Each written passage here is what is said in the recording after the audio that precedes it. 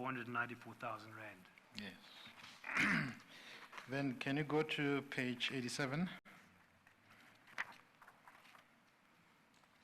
How much is the debit of funds going to the account of Chivita? The first one is 2,233,393 rand. And then I only picked up that debit in that. That is right, that's the only one. Yeah. And then if you go to page 88, it is the statement for the period 1 to 30th April 2014 is statement number 33, correct? Correct. There is a deposit from Group Serve. How much is it? 5,848,085 or 86 rand, I'm not sure. And the next day there is a payment to Chivita. How much is it? 1,897,074 rand. And then almost 3 days later, that is the 15th of April, there is another payment to Chivita. Do you see that? That's correct. How much is it? 12,428,793 rand. Of course, the effect of that payment was to put the regiment's account into a negative balance. Do you see that? That is correct. Did Standard Bank allow that payment in 12 million odd rand to be effected, even though it would create a negative balance in the account of regiment? I guess the point is this. I don't know the detail. If there was an agreement to allow overdraft, then it would have been permissible. If there was no such agreement, they would have been called upon to rectify it. And that's the point I'm trying to find out from you. Whether, do you know offhand? If you don't, can you please establish whether or not regiment had an overdraft account with Standard Bank? Yes, I don't know offhand, and I will establish that. Yes. Thank you.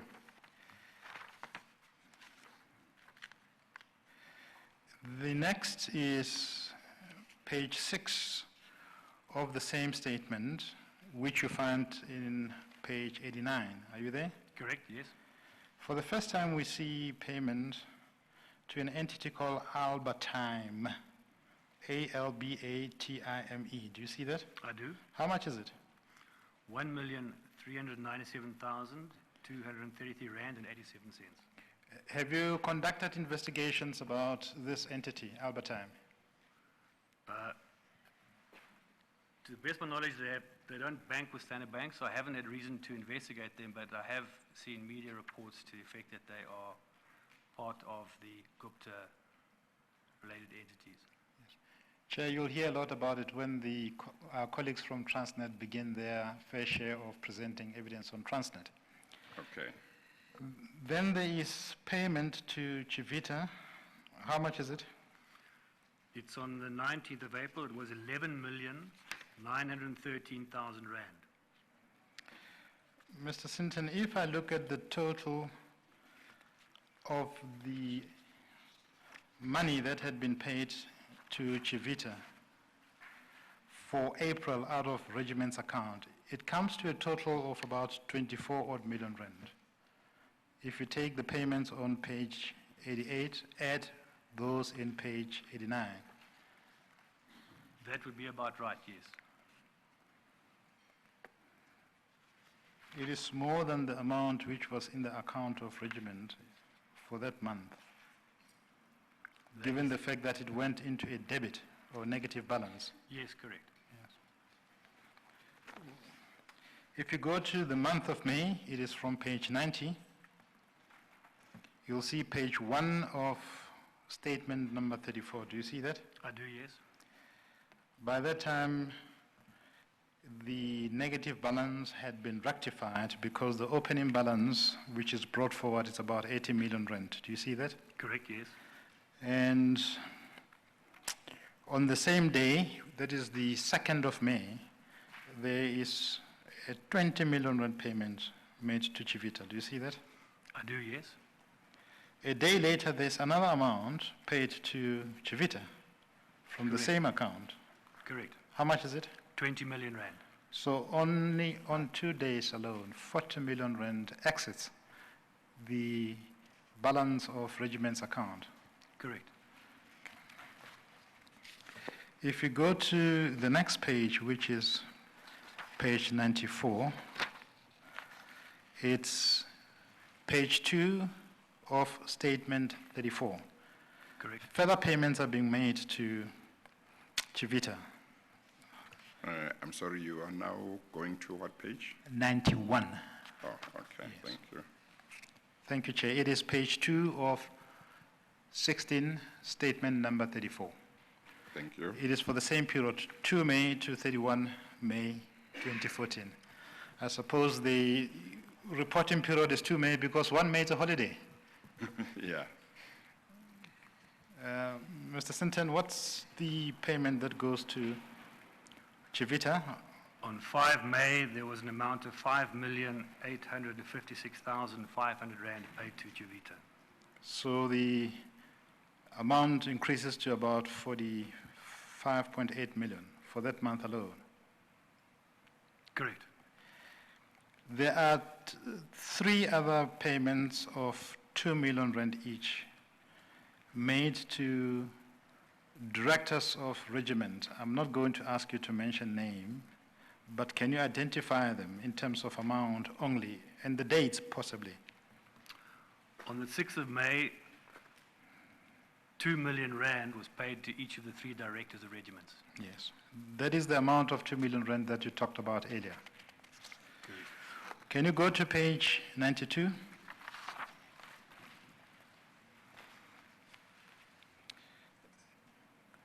It is for the same period, beginning of 2 and 31 May 2014. There is a huge deposit from Group Surf, that is Transnet. How much is it? 22,800,000 rand.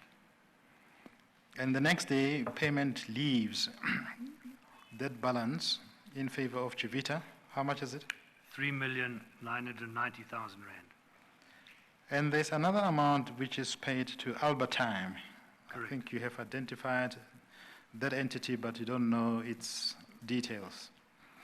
I think you confirmed that it does not hold an account with Standard Bank. How much is the amount paid to it? 399,000 rand. And for the first time, we see payment to Comix. The Correct. same month payment was made to Chivita. Correct. How much is it? 15,500,000 rand. And the next day, there is a further millions of rands paid to Comix. The next day, another 6,160,000 rand to Comix. In 2 days alone, 21.7 million leaves the funds of regiment to Comix. Correct. Yes. And then from page 93, there are further payments to Comix. Page 93, Mr. Sinton, as I have it, is for the month July 2014. Do you see that? I do, yes. Statement number 36. Yes. How much was paid to Comix? On 16 July, 14,525,802 rand was paid to Comix. If you go over to the next page, there are further payments to Comix. Correct. On the 18th of July, 3,990,000 rand was paid to Comix. Then on the 22nd of July, another 3,799,050 rand was paid to Comix. So if you do a quick mathematical calculation, for that month alone, how much would have been paid to Comix?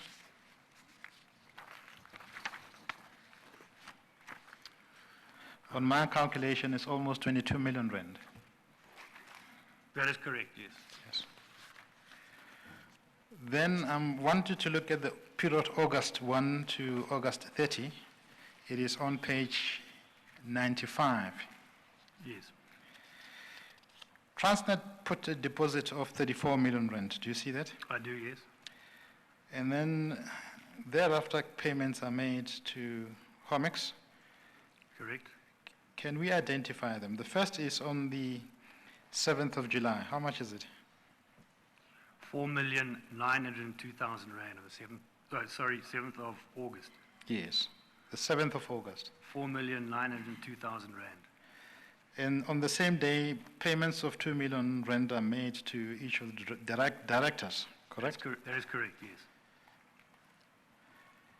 And then there is another amount that is paid by Group Serve on the 8th of August. How much is it? 22,296,186 rand. On the same date, payment is made to Comix. Correct, 12,108,620 rand. And 3 days later, another amount is paid to Comix. How much is it? 11,148,092 rand. So in total, how much was paid to Comix?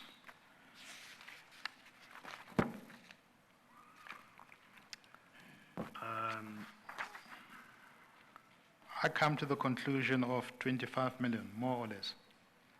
That seems about right, yes, Mr. Yes. Then let's look at September. It's on page 96. How much is paid to Comix? It seems on 30 September, an amount of 8,027,025 rand was paid to Comix. And then if you go to page 97, well, no, sorry, that's for November. So in September, that's the only payment I could pick up of concern to you. Correct. Then November is page 97. How much is paid to 25th Comix? of November, paid to Comix 16,521,968 rand. That's the only payment I could pick up in November. Yes. Then on page 98 is the statement for December. I'm not too sure if I understand why you had some problem with transactions on the statement, because I could not pick up any payment to either Comix, Chivita, or Albertine. On 5 December, you'll see 1,688,187 Oh, yes. rand to Comix. I see. Chair, it's about the 6th from the top. I missed that one. Yes, I've found it. Is the reason why you gave us this document? Yes. Okay, thank you. We have explored the details relating to these payments, and thereafter you did something about these statements. You explain what you did at page 12, paragraph 27.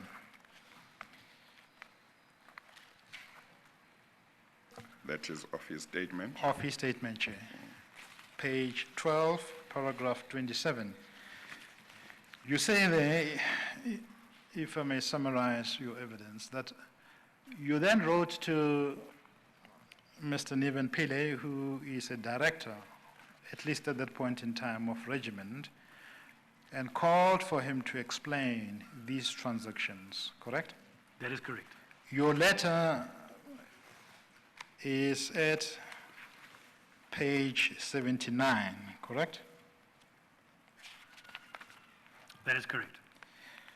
What happened after you addressed this letter calling for explanations of the transactions we have dealt with? There were responses from regiments in which they indicated it would take them a while to gather the information I had asked, and they asked for forbearance, and eventually contacted me to say they would like a meeting. Yes. To give us to convey their response to my letter.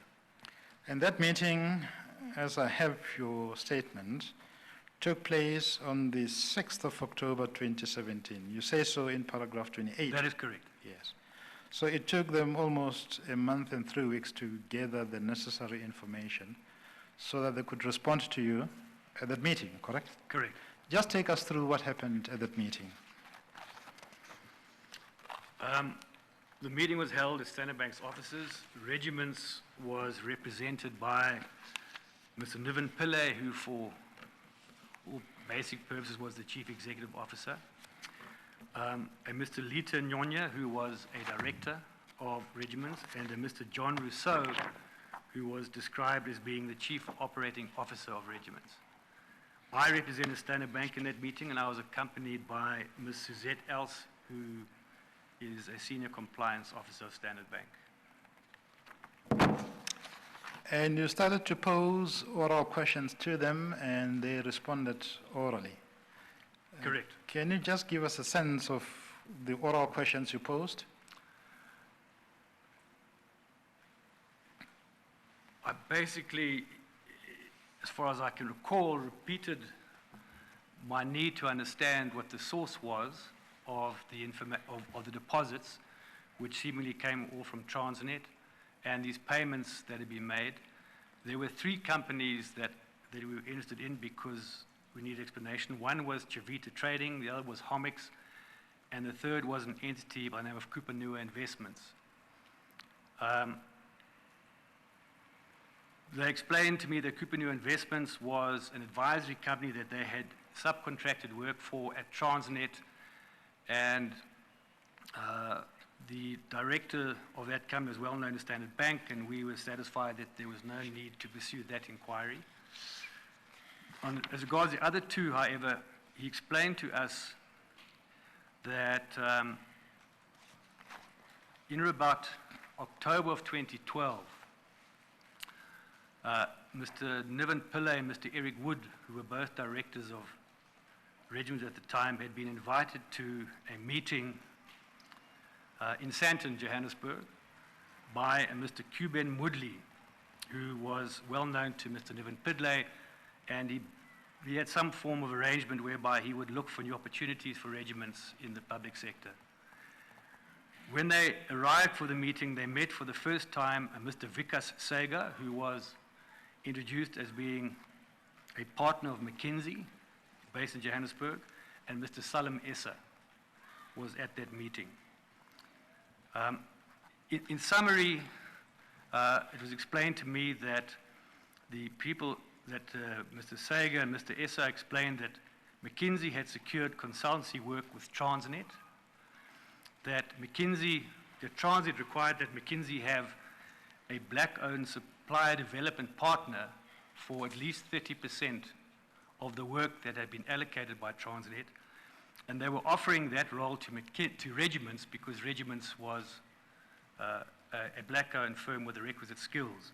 However, there was a condition attached to that, and that is that Regiments was obliged to pay 30% of all fees earned to Mr. Salim Essa as a condition for getting this appointment. And can I ask you to break Yes. it down?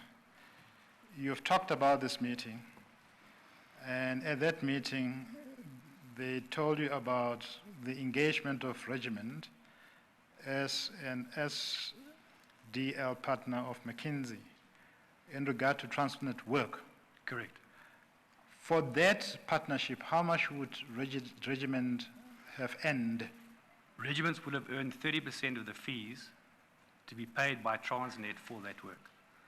So for the consultancy contract awarded to McKinsey, McKinsey would get to keep 70% and have to include Regiments for the other 30%. Yes.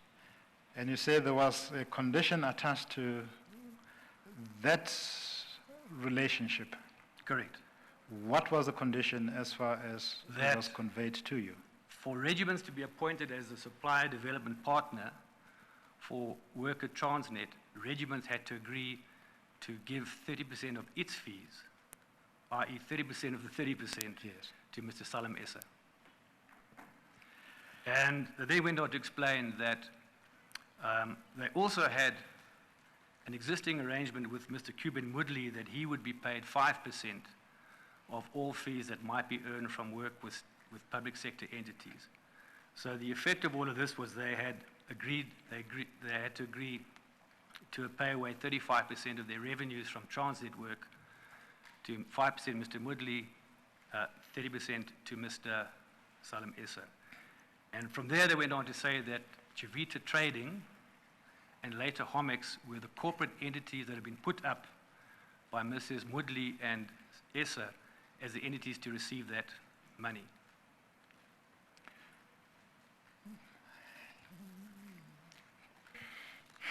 So Transnet would pay regiments a certain amount of fees for work done. Correct, Chair.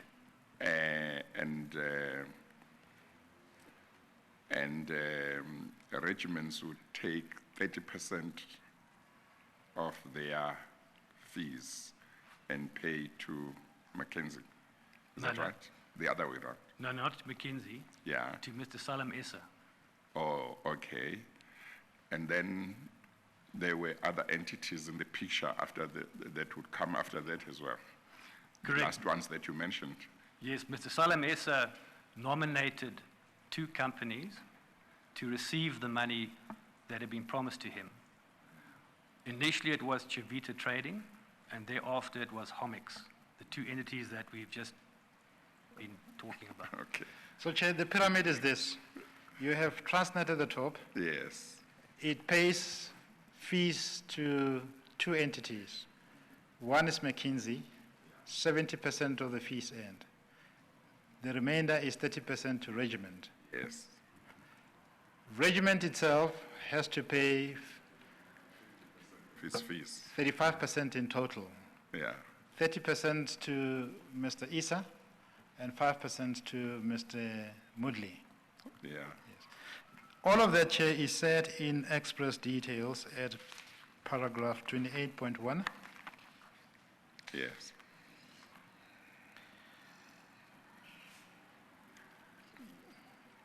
And you will see, Chair, the 5th or 6th sentence from the bottom. If you could read it, Mr. Sinton. Well, on page 103, on page 13. Yes. Regiment informed us that he accepted McKinsey's offer and was consequently appointed as a supplier development partner to Transnet with McKinsey for consultancy work for Transnet. Regiment stated that the amounts transferred to Chivita and Comix, which, according to my calculations, exceeded 210 million rand in aggregate per the bank statements we've just been through, were the agreed 5% for Mr. Mudley plus the agreed 30% for Mr. Issa.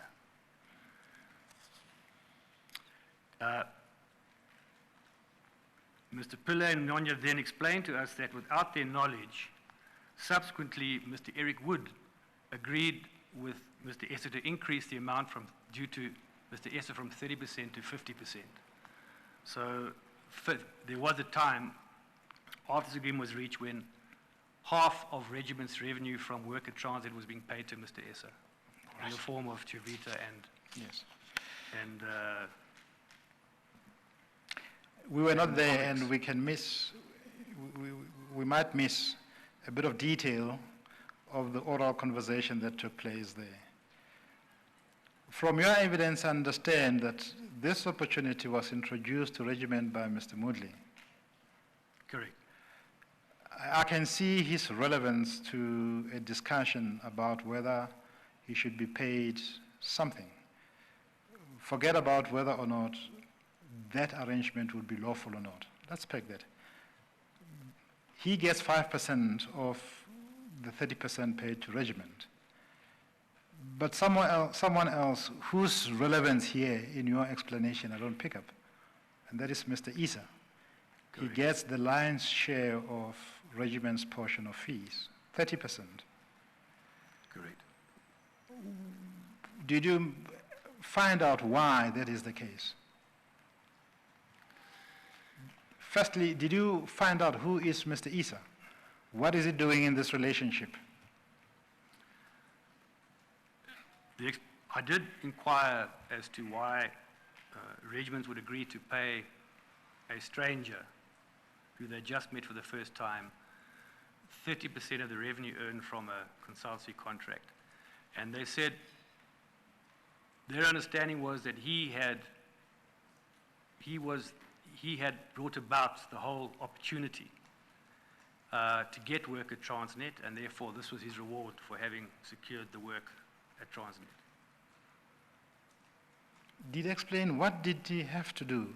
He didn't offer any explanation. He just said that he was told this was a condition of regiments being appointed, and they were happy to pay it.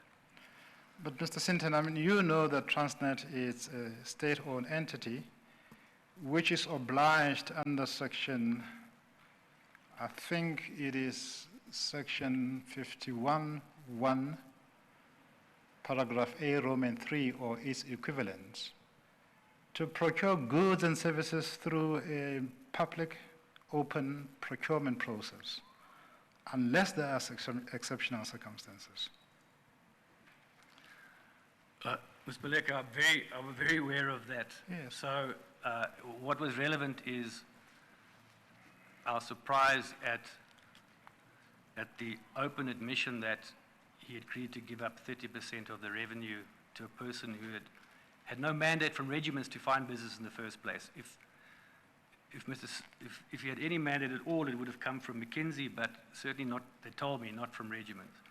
Secondly, you're correct that to get work at Transnet, you would expect there either be an open and competitive tender or a negotiated, I think it's called confinement arrangement, where it's done due to urgency, and this didn't seem to be like one of those.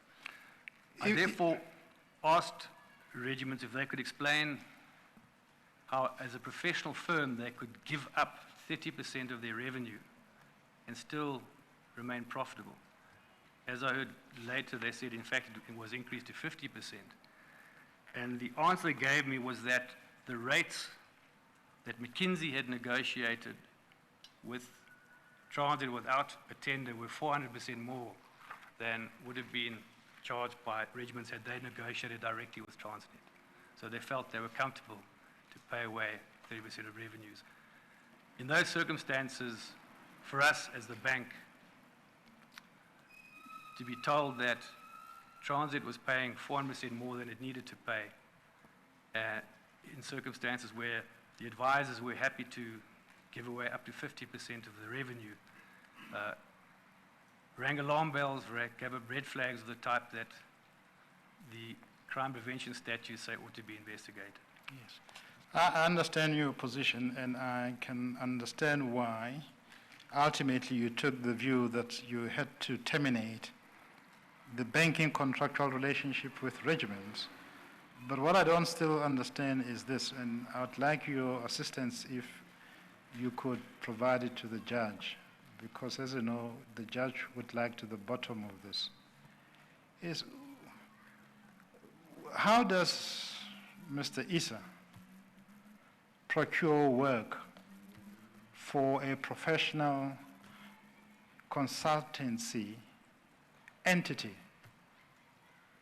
which it itself could not do through the normal, legal, lawful, permissible processes? I'm afraid, Mr. Blick, I don't know the answer to that, but he was handsomely rewarded for whatever he did do. I'm struggling to find out, but what did he do? I mean, did you manage to find out yourself? What did he do? I was told only that he was the person responsible for procuring this work at Transnet. What he did to get the work procured, I don't know. Did they show you any tender submissions that he would make? No. Did they show you any projects or business processes of Transnet which required professional services? In the meeting, they explained, well, we went on other stuff which I deal with in my statement, but in the meeting they explained why they paid Civita Trading, why they paid Comix in terms of this arrangement. And then they provided other information, and at the end of the meeting, I asked if they would please reduce what they told us to writing, so together with whatever supporting documentation they had available, to demonstrate what they said was the legitimacy of all of this, and that they subsequently did. So the only documentation we obtained in response to our inquiries was given to us later in a letter from regiments. And Yes. I've included that in the We'll get to that later. Can I explore one matter of detail that you have dealt with in paragraph 28.2 of your statement? And you said that they indicated to you that Mr. Wood decided to increase Mr. Isa's share of the fees paid by Transnet. Did you get details from them about how he increased it and why he increased it? They claimed in the meeting they had no knowledge of the increase. They say he was in control of the finances of the firm, and he set about doing this without their knowledge or consent, and that was the subject matter of later litigation. The best information I got was in that subsequent letter they sought to elaborate on that, but All right. that's all they explained. Let me take you to that letter. Chair, you'll find it as Annex IS8 or from page 105.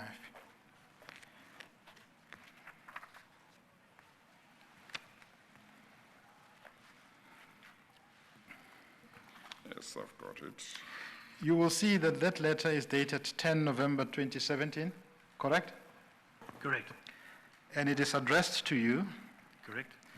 and it confirms the meeting that you held on the 6th of October 2017. Correct. And then it is dealing with different headings, the first of which is the relationship between Mr. Moodley and Mr. Issa. Do you see that? I do see that. There's a background to it which they give to that relationship. Can you deal with that background? You can read the letter if you want to, or you can summarize it. I would prefer to use their words, if I may, Mr. Maleka. Cuban Woodley has been known to our Mr. Niven Pillay, they call him thereafter as Niven, since 2005, initially as a golfing partner and subsequently in 2008 as a family friend. He approached regiments in 2012 with a suggestion that we consider procuring a strategic business partnership with an international consulting firm. After discussing the suggestion between the regiment's directors, there was consensus to authorize Moodley to source a strategic global business partner.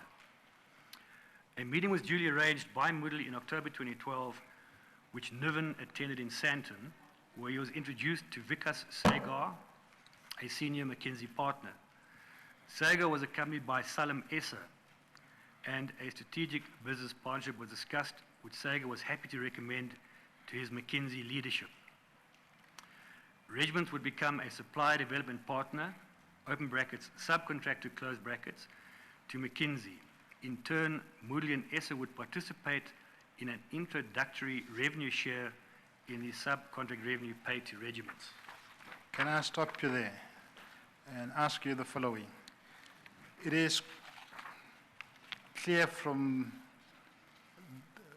this version of regiment put down in writing that there was some relationship between Mr. Issa and Mr. Vic Sagar of McKinsey.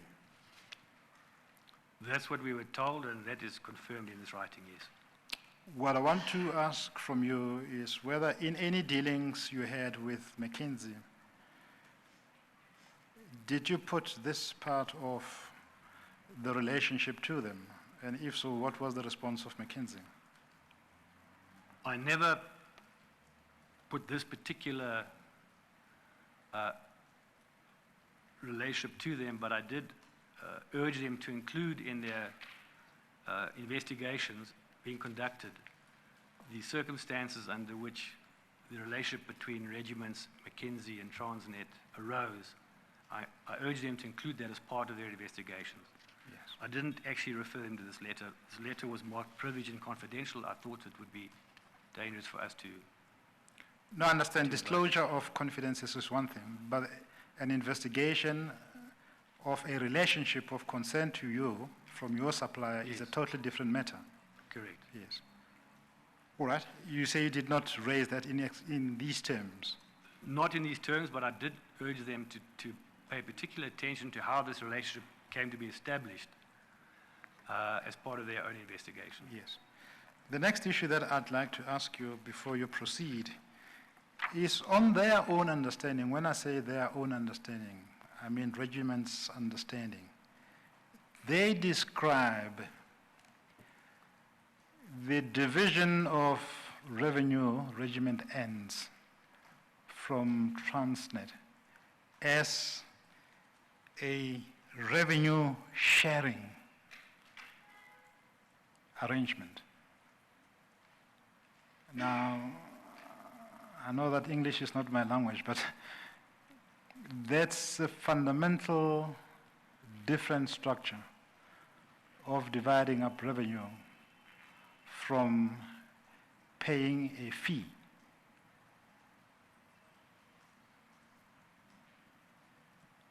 Do you see that? I can understand the legal distinction. Yes. But in the hands of a professional firm, fees earned is revenue. It's the Yes. same thing. And revenue is important because it doesn't matter what costs you incur to generate revenue.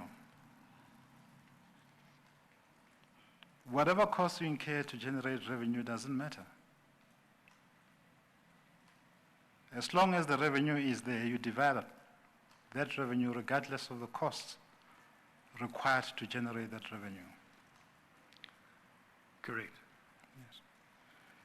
So this scheme implied, if anything is to be said about the description, that regiment would go and earn money. It does not matter what the cost of raising that revenue is, and simply divide it on the ratios that you have indicated, 5% and 30% to both Mr. Moodley and Isa respectively.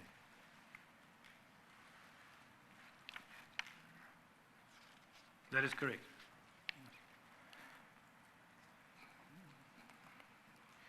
Did you ask them why this is the case? I mean, it is something odd for a stranger outside a discussion you had and for them to confirm in writing that arrangement. Their explanation, I did ask, as I said, on what basis a professional firm could give away 30% of revenue and still be sustainable, and they said because the amount being earned was so excessive that they could afford that. But once Mr. Wood increased the amount to 50%, they started incurring losses. That was the explanation. Yes. So in their explanation, they were quite comfortable because on an open and public tender process, they would not quote the fees that McKinsey had arranged for them. That was my understanding of the explanation, yes.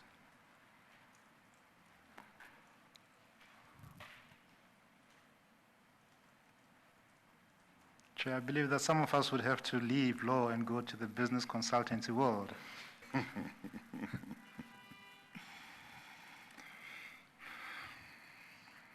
Well, let's continue, Mr. Malek. All right. Do you want to proceed, Mr.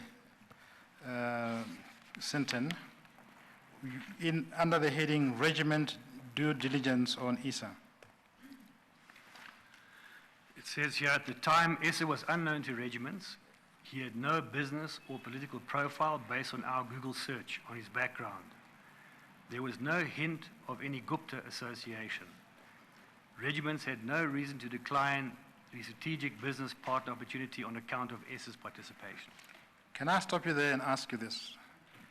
Did you accept this explanation by regiment representatives that at that point in time, and I'm talking around 6 October 2017, there was nothing in the public domain or open source information giving a hint of who Mr. Issa was?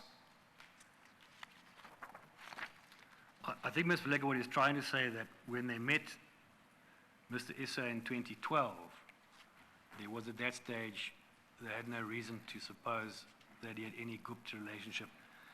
It was frankly not something that was persuasive to us. We believe that securing work with a state-owned enterprise, where as a condition of getting the work you need to pay a stranger 30% of revenues of itself, whether that stranger is known to you or not, or has a reputation or not, ought to be a red flag. And to proceed with that arrangement, I think would be, based on my experience in other jurisdictions, would be considered by the authorities as knowing participation in Yes.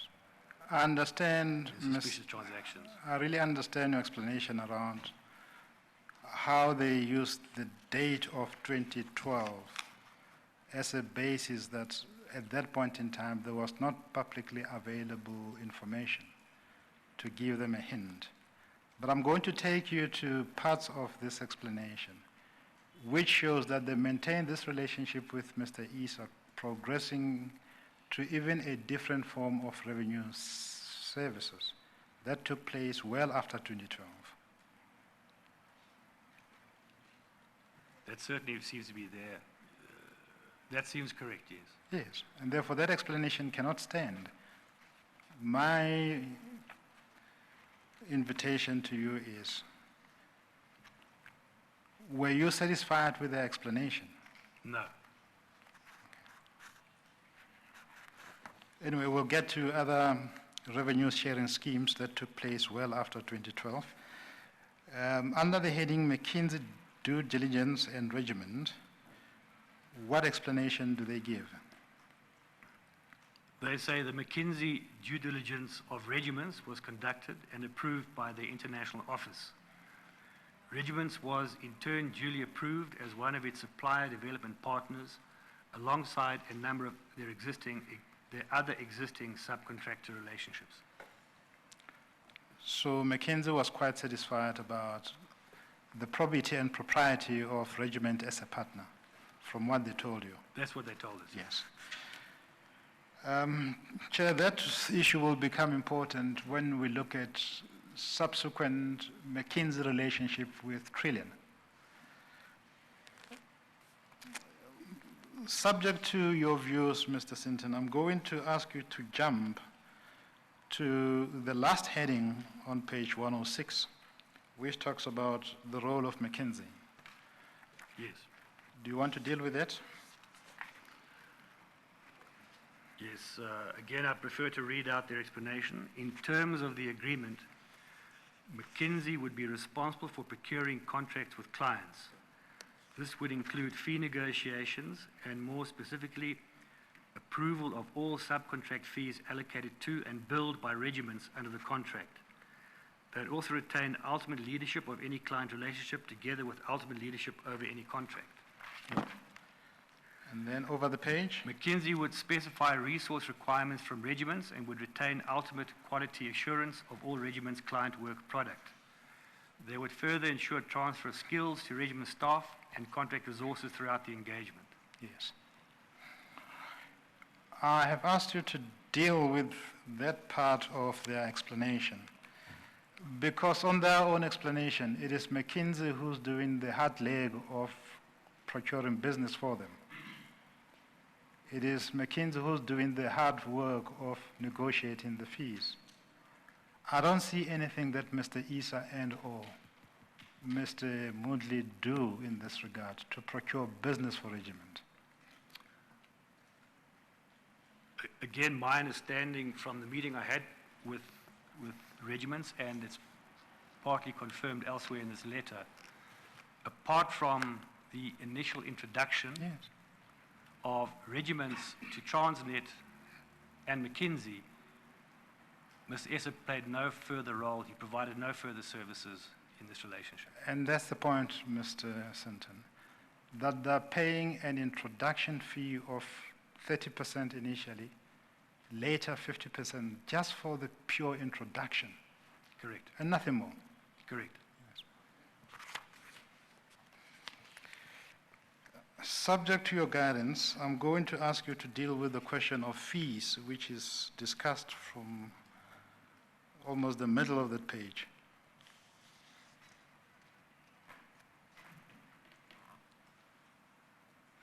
Fees and expenses, all proportionate regiments fees would be agreed between McKinsey and their client on a mandate-by-mandate basis.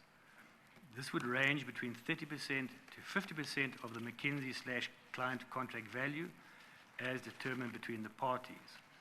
The resources provided by regiments and work done was always commensurate with the fees allocated. Expenses were billed individually by the respective parties as incurred. The attached Annex A outlines the agreement between McKinsey and Regiments relating to 4 of the key mandates which Regiments worked on. Chair, you'll see the key mandates set out in Annex A begin from page 114. And they are identified on page 115 with reference to specific requests for proposal, RFP number 37, 38, 39, and 40 of 2014. Yes. But what is important, Chair, in relation to this is that the relationship does not end there. It continues as set out in paragraph 1.2. Can you go to paragraph 1.2, page 115?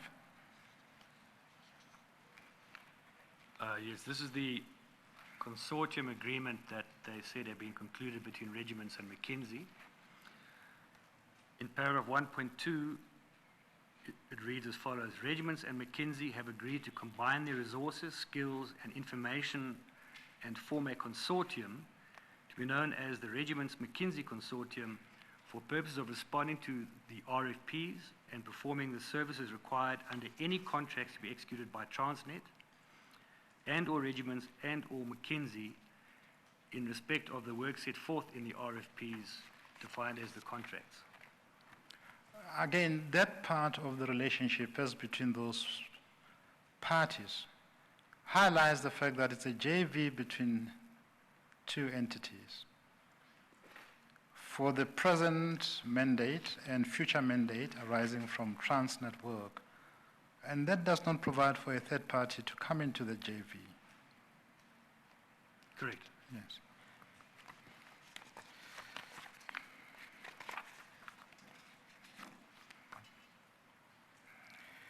Chair, I'm just going to draw your attention to other parts of the JV agreement. Yes. I'm not going to ask Mr. Sinton to deal with them. Okay. The first is page 114, paragraphs 4.1 and 4.2.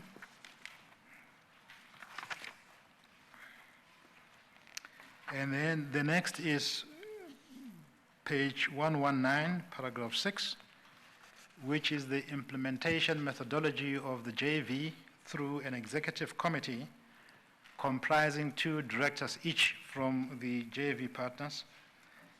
I'm sorry, Mr. Malaga, I thought you had said 114. Yes. But referred to perhaps 4.1 and 4.2. Yes, it's a purpose But I clause think of you the must have said to 118, is that right? 118. Because that's where 4.1 and 4.2 are. Indeed. My Yes, apologies. Okay, I got the page wrong. Yes. Okay, and then next, after those 2 paragraphs? Is how the parties implement the JV arrangement. First, they establish an executive committee. You will see on page 119. Yes. And they give you the name and numbers from paragraph 621.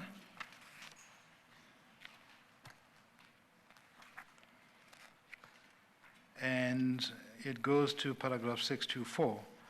And the names are important, Mr. Sinten, because you have dealt with some of them. You've dealt with Mr. Pile, who attended the meeting and gave you the explanation, and you've dealt with, I think, Mr. Vikas Sega, correct? Correct. So they were part and parcel of this executive committee. Correct. They understood the relationship. Yes. Yes. And then page 121, paragraph 6.9, is the responsibilities of the executive. Do you see that? Yes. I'm not going to ask you about it. And then I'd like to take you to the termination clause on page 128.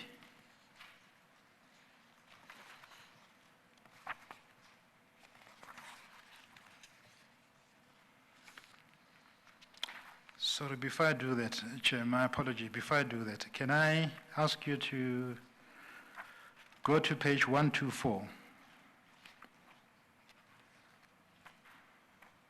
paragraph 9.1. Are you there? I am, yes. It is 9.1. 9.1, yes. Okay. It is an exclusivity provision which is quite key to that relationship. Do you see that? Correct. And as I read it, or maybe let me read it out.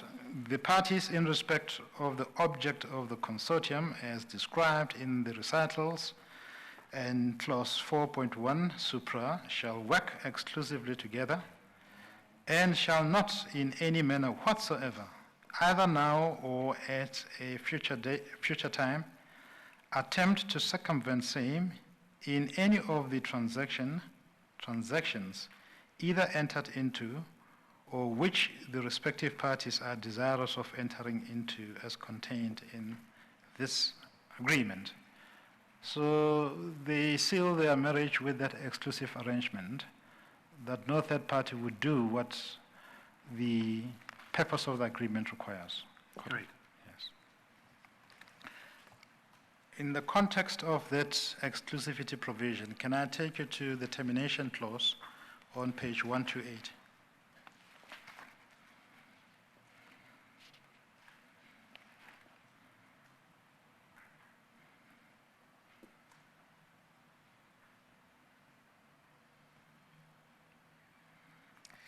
You will see that there's a normal termination clause in 13.1, I'm sorry, and 13.3 provides for a remedy at the instance of an innocent party. Do you see that? Yes, I do. It provides that the innocent party shall, in the event of it cancelling this agreement in accordance with clause 12 above, be entitled to submit a response to the RFP without the defaulting party. So this is the only time when a party to the marriage will be entitled to go it alone for future business, correct? Correct. Yes. So, Chair, that is the nature of the arrangement, contractual arrangement that has been explained to Mr. Sinton by the directors of regiment at page 107.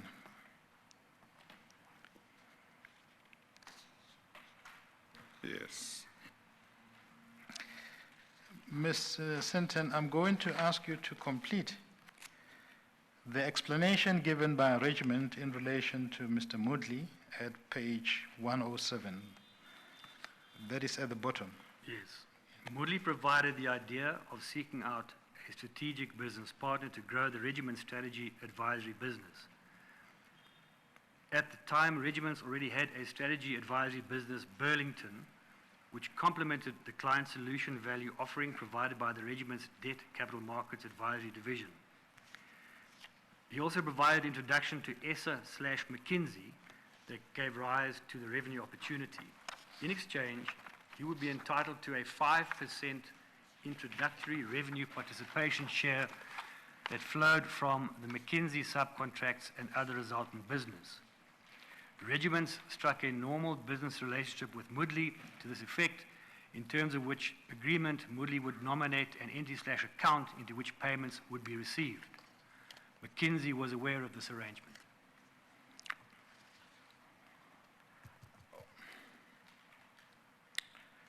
Did you put this version of regiment to McKinsey? No, I didn't. Okay. Is there any explanation why you did not? I thought by the time I received this information, we already terminated dealings with McKinsey. There was no need to keep belaboring the point. We had exited the relationship. So I did, as a courtesy, call upon them to include all the circumstances surrounding this appointment in their own investigations for their own benefit. There's no rationale for me to put it to them after the relationship had been terminated. But the point is, you would be aware at that point in time that Regiment takes a view that the revenue sharing scheme between it and Mr. Moodley was something that was known to its partner, McKinsey. And we have looked at the contractual relationship between McKinsey and Regiment. It does not make provision for this 5% revenue sharing scheme. That is correct. If on the version of Regiment, McKinsey would be aware of a revenue sharing scheme which falls outside their contractual relationship, what would you have expected Regiment to do in relation to its partner about something outside the terms of the agreement? I would have assumed that Regiments had disclosed this to McKinsey. I wouldn't expect them to have a so-called silent partner that McKinsey was unaware of. And maybe that's the reason why they say that McKinsey was aware of this. Anyway, let's deal with the heading Regiment to ISA. It was ESSA who brought McKinsey to the relationship, notwithstanding the introduction facilitated by Moodley. In exchange, ESSA would be entitled to a 30% introductory revenue participation share that flowed from the McKinsey subcontracts and other resultant business. Regiments struck a normal business relationship with ESSA to this effect, in terms of which agreement ESSA could nominate an entity/account into which payments would be received. McKinsey was aware of this arrangement. All right. They keep on emphasizing both in relation to Mr. Issa and in relation to Mr. Moodley that McKinsey was aware of that. Correct. I mean, it's not a mere matter of throwing an idle line. It's a point of emphasis. Correct. Did you ask them what entities did each of Mr. Moodley and Mr. Issa nominate for the payment of their share of the revenue?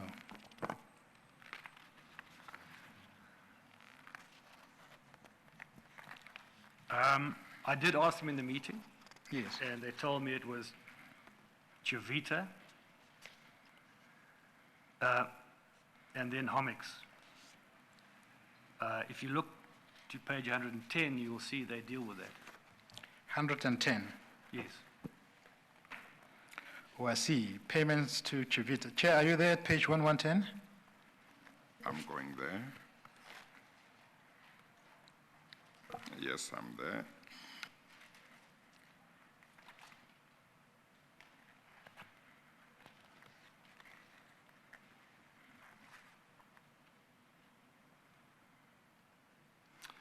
It reads, Chavita was the entity nominated by Moodley/ESSA to receive their introductory revenue share participation with regard to the McKinsey relationship.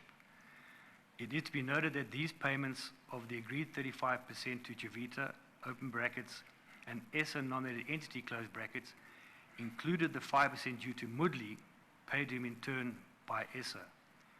We have not yet been able to locate a formal agreement with Chavita to this effect, but our investigation is ongoing. We suspect, in the absence of any agreement, that Wood, in his capacity as the nominated regiment's official for the relationship, discussed and agreed to this with ESSA orally. So all of this thing boils down to an oral agreement. Correct. All right.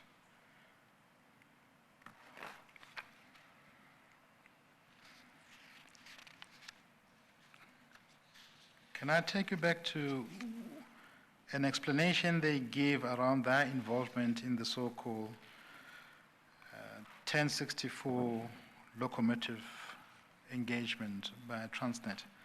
I'll be quick on this because Chair, this is a matter which is going to be presented to you in detail by our colleagues for Transnet.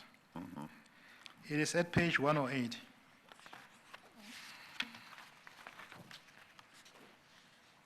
All I want you to confirm there is the second last paragraph. Are you there? Yes, I am, yes. Yes. Can you confirm that what they told you in regard to this locomotive project? Do you want me to repeat what they say here or give what they told me in the meeting? You as well? prefer to read their version? Their version here is the 1064 mandate was awarded to McKinsey, and Regiments was initially not a party to it. On very short notice, Regiments was requested by McKinsey to assist with financial risk modeling. Shortly thereafter, the remainder of the mandate was assigned to Regiments. All We right. attached copies of the relevant LOI letters and session and correspondence which gave effect to this arrangement. All right. Can I ask you to go to page, I think it's 1110.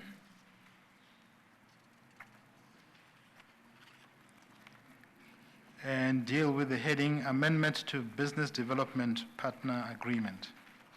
Yes. Eric Wood was the named relationship director in relation to Moodley/ESSA. In November 2013, he unilaterally increased their introductory revenue participation percentage on the McKinsey/Transnet mandate and other revenue streams to 50%.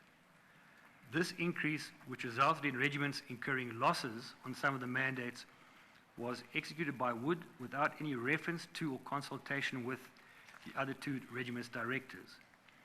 Wood also diverted these payments due to Moodley and ESSA from Jevita to Comix in early 2014. Wood was able to withhold these material facts given that he communicated solely with ESSA at all times and had responsibility and control of the finance department of Regiment's capital. We only became aware of this change around August 2015 when media reports around Comix surfaced and the Regiment's head of compliance challenged Wood on why payments were being made to this entity. Yes. I'm going to end the response by dealing with a matter where Regiment confirmed to you that it did execute mandates from Transnet of its own without the involvement of McKinsey. And I do so in the context of what you said they told you on the introduction fee that they paid to both Mr. Moodley and Mr. Issa. It is to be found at page 109.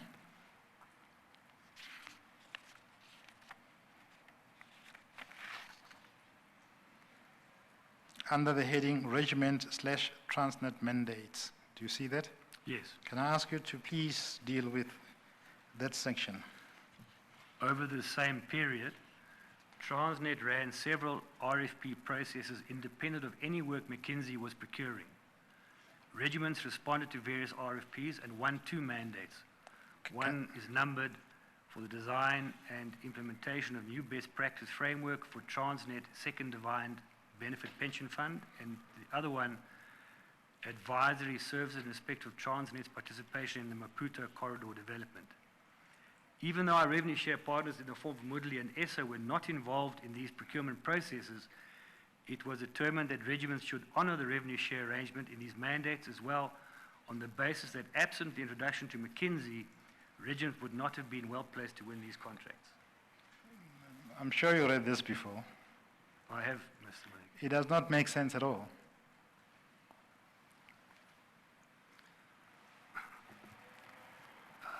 Can I put the following to you to see whether or not it made sense or not to you? But for me, it does not make sense.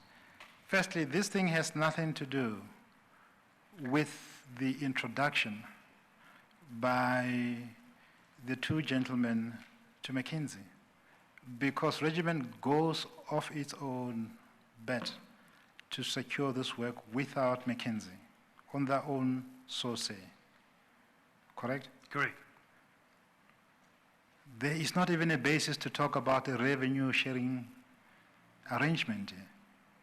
Correct. But yet they do it. And they do it on the basis that they were introduced by McKinsey, by these two gentlemen, correct? Correct. But this job that they have gotten, the two mandates, have nothing to do with the introduction, on their own explanation. Correct. They must have been very happy with whatever it is that these two people had done overall to firstly give them such a big percentage of their fees when these people apparently were not doing anything other than that on their version they had introduced them. And two, now they find they get other work without any contribution from these two, but they still go and want to share their fees with them, simply on the basis that they did introduce them in regard to work for which they were giving them a lot of money. Chair, the intention of this letter was to persuade us that the relationship they had was an innocent business-like one. Can I just say the intention, they didn't succeed.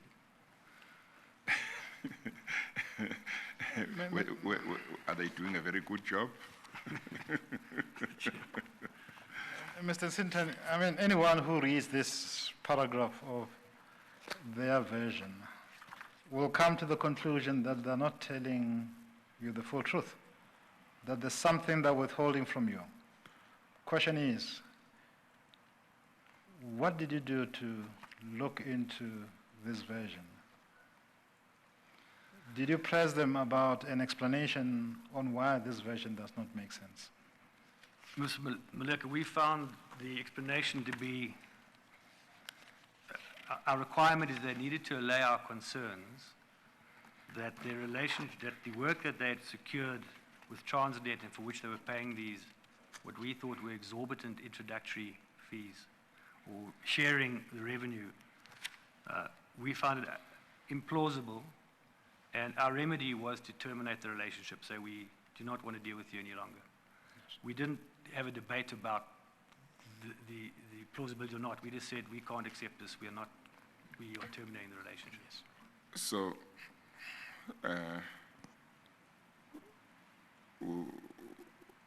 would it be correct to say that your attitude was that once you had reached the conclusion that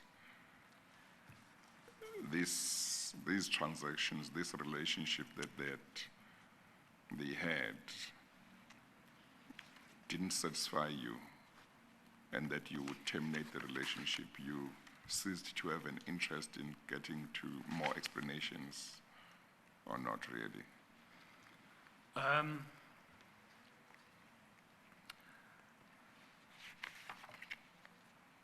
Suffice to say, Chair, that when we analyzed what the accounts, what we've been told in the meeting which we had, where we had oral information, when we had a look at the explanations provided here, we complied with our statutory obligations, and we took a decision to terminate all future dealings with regiments. We didn't seek to engage further. We didn't think it was our responsibility to prove our suspicions correct or not. We thought they were justified, and on the basis of that justification, we terminated the relationship. I got the impression earlier on when you were giving your evidence with regard to what transpired at the meeting you had with them, I got the impression that before the end of that meeting, you may have taken the view already that unless the written explanation that they were going to send, unless it came up with something different from what they were telling you. You couldn't see the bank continuing to have a relationship with them. I thought you, I may have Yes. misunderstood you, but I thought you almost said, you know, we realized that we just couldn't continue because what we are being told doesn't satisfy us. Yes, Chair, it's not my sole decision as to whether we terminate or not, but to the extent that I was the senior person representing the bank in that meeting, the ready admission that they had agreed to pay away 30% of all revenue earned from their work with Transnet, when Transnet is an SAE obliged to procure work in a cost-effective, transparent manner, I found alarming, and I conveyed that to my colleagues at the bank. We gave them the opportunity to make written representations, which is this document, and then the summary of the meeting, this representation was put before a committee of the bank that considered them and said we can no longer keep dealing with regiments. But would I be correct if I said that as far as you were concerned, at that meeting, when you left that meeting, if it was up to you to make the decision, your attitude, having heard what they had to say, your attitude was, unless that written explanation comes up with something different from what I've been told, this relationship must come to an end. Yes, Chairman. If I may, Mr. Maleke might still intend to go there, but what also was discussed in our meeting that we had, as is the custom, I asked them if they had any comment on reports that they had, in the capacity as advisor to Transnet, advised Transnet to increase the purchase price for locomotives. There was this famous 1,064 new locomotive contract that Transnet had issued tenders for, and that tenders had come in. And it had been reported that the tenderers had tender prices of roughly 29 to 30 million rand per locomotive, and that prices had been post-tender increased to roughly, I think, 40 million rand per locomotive.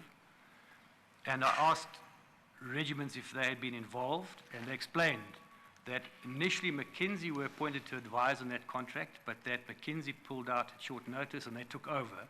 So they advised they were indeed advisors on that contract, and yes, they confirmed to me they had advised Transnet to agree to an increase in the tender prices.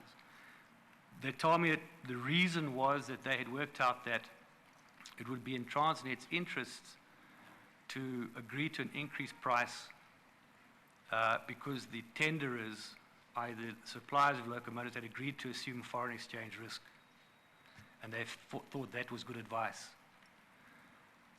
I then referred them in the meeting to, again, other media reports supported by documentation to the effect that Mr. Salam Essa, the same Mr. Salam Essa who was on there sharing revenue, stood to earn 21% of all monies paid by Transnet for the new locomotives. And I said, what is your comment on this? That your silent partner as advisor is benefiting now as advisor to the tenderers.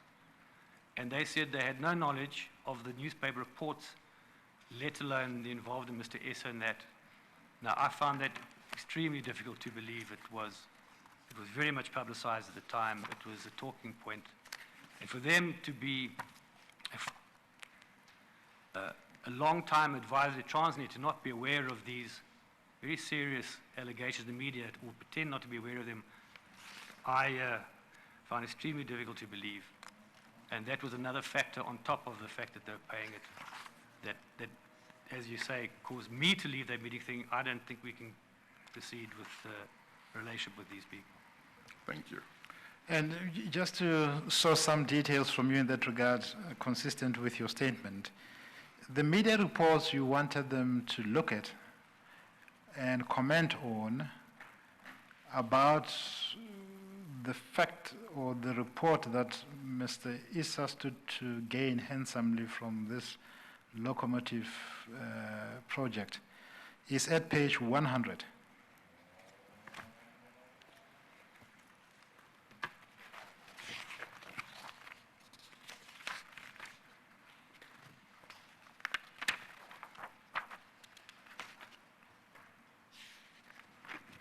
Yes, that's correct. That's one of them.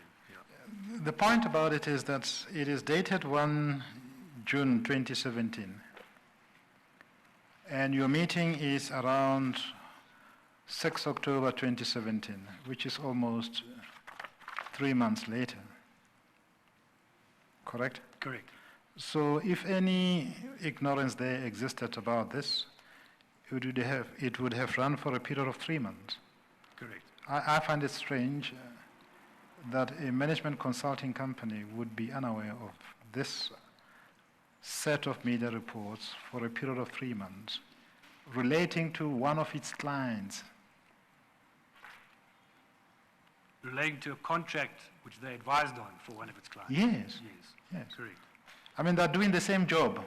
The media reports on the same job, and it raises serious questions about the job. Correct. I mean, I find it difficult for that explanation that they would not be aware. But anyway, I'm sure our colleagues from Transnet or who are dealing with Transnet will test that issue, Chair.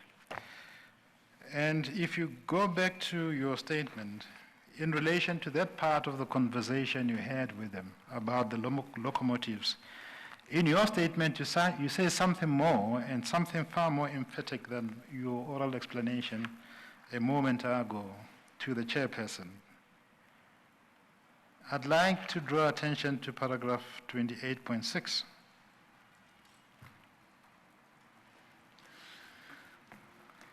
Where you deal with the locomotives. Can I ask you to deal with it from the beginning of that paragraph, 28.6? Would you like me to paraphrase or read it? Read it, because you say a little more than what you said previously in your oral testimony. When asked to comment on whether the increase in the tendered prices for the 1,064 locomotives could have been motivated, the background is they said that they had recommended the increase in order to allow for forex risk. I said, could the increase have been motivated by corruption, as claimed in the media? And Regiment's reply was to the effect that the increase was justified by the successful tenderer's assumption of foreign currency risk, but that the decision to purchase 1,064 new locomotives was possibly tainted by corruption. They said if there was corruption, it wasn't in our advice to increase the price, it was possibly through the decision to buy so many locomotives in the first place. Can I stop you there?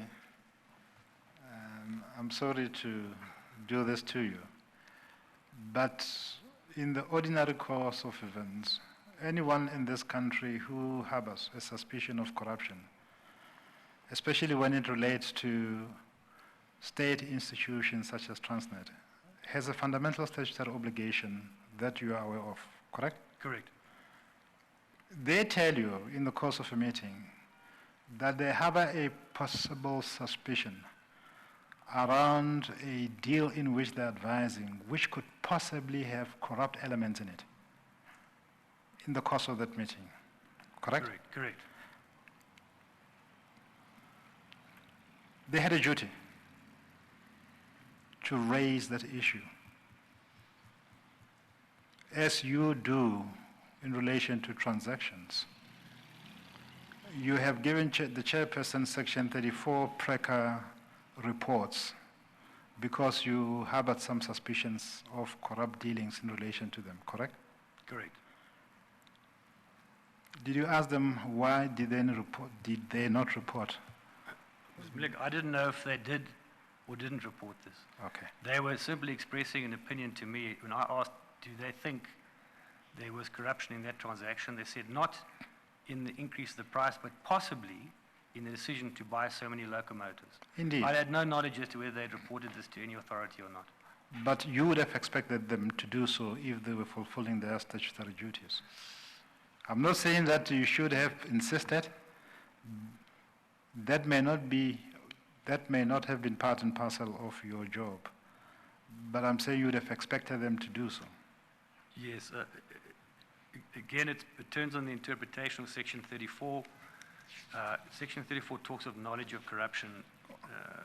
I would hate to have to stand here and say I think they had such knowledge.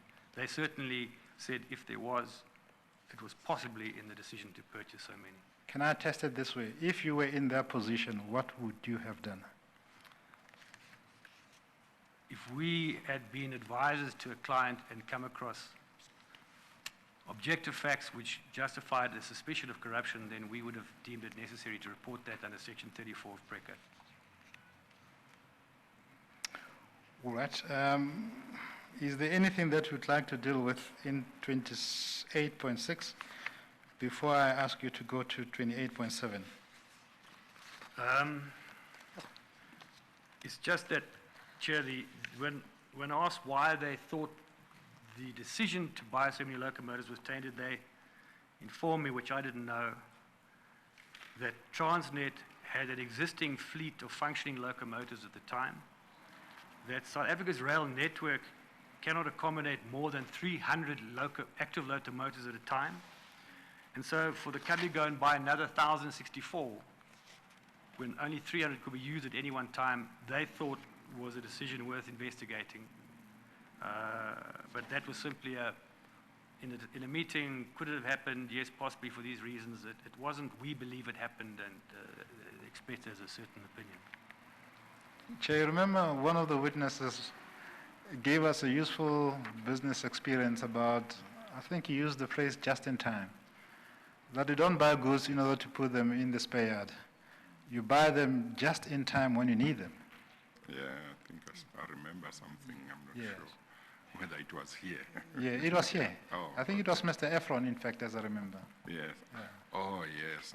Well, I don't know if it wasn't, but I think you are right to say it was here. Yes. Yeah. Yes. So on their explanation, they bought more than 700 locomotives, which are not going to be used just in time. But anyway, something that the Commission will explore, Mr. Sinton. I had invited you to conclude with the explanation to you from paragraph 28.7.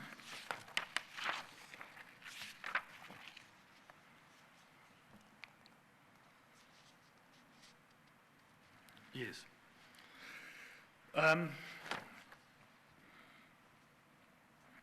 As the meeting came to an end, regiments, as it were, complained that they had been offered the role of supply development partner to McKinsey at Eskom for work to be undertaken by McKinsey at Eskom. They would do on the same terms and conditions, i.e. they would get 30% of the work allocated and they'd give a third to Mr. Essa. That staff of regiments actually commenced work alongside McKinsey staff at Eskom, and then in anticipation of this agreement being concluded, and then Mr. Wood left regiments to join Mr. Essa at Trillion, and McKinsey appointed Trillion as their supply development partner rather than regiments, and regiments did not get paid for the work they had done, and they complained to me that they felt they'd been badly treated for not having been paid for the work they had done in anticipation of getting that appointment. Chair, that's an issue we will deal with later on the terms of the understanding we have with McKinsey. I'm not going to deal with it now. Okay. If you could go to page 16 of your statement, Mr. Sinton. You have dealt with the major parts of it.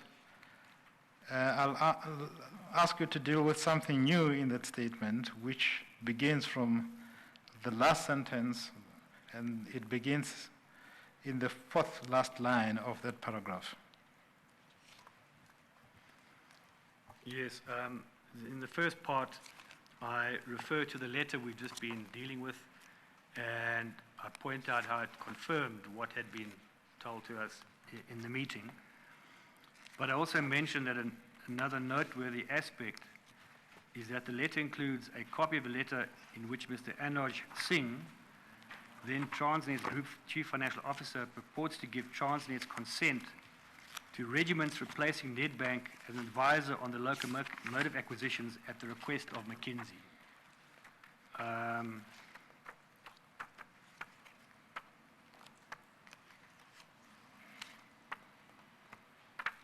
And it really, the relevance is that they had invoked that letter as evidence of the fact that they had been brought in to this transaction after the mandate had already been awarded, and they replaced Nedbank as advisor. And in fact, the evidence was in due course, McKinsey themselves dropped out and Regiments took over the lead role.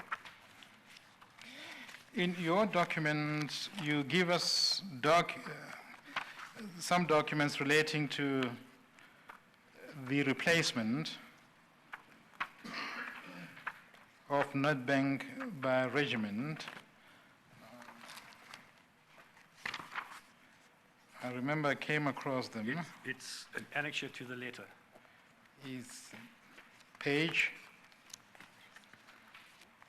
thank you. I believe it's page 136.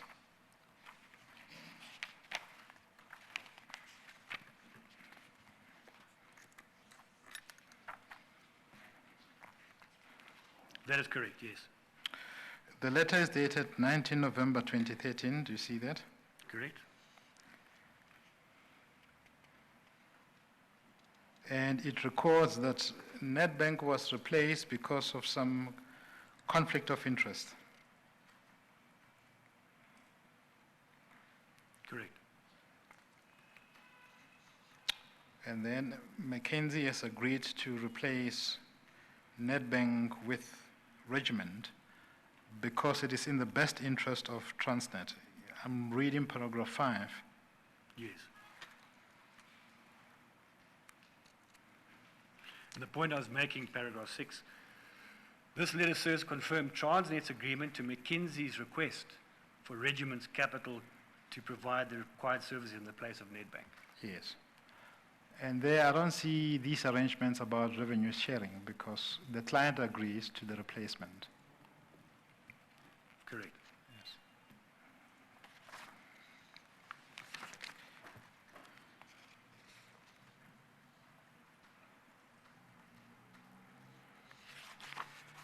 There is another letter which follows that one. It is dated 20 January 2014. It is from Transnet. In fact, it records an agreement between Transnet and Regiment. It is on page 137. Sorry, it's two Transnet from Regiments. Yes, from Transnet to Regiment, which is dated 24 January 2014. Do you see that? Yes. And it is signed on page 140.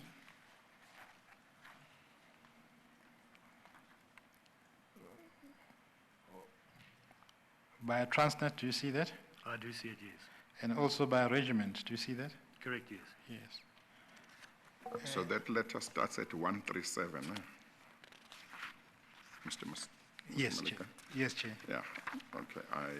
I seem to have had 127, so I went to 127. My Couldn't find apologies. it. So, 137. yeah. Okay. Yes.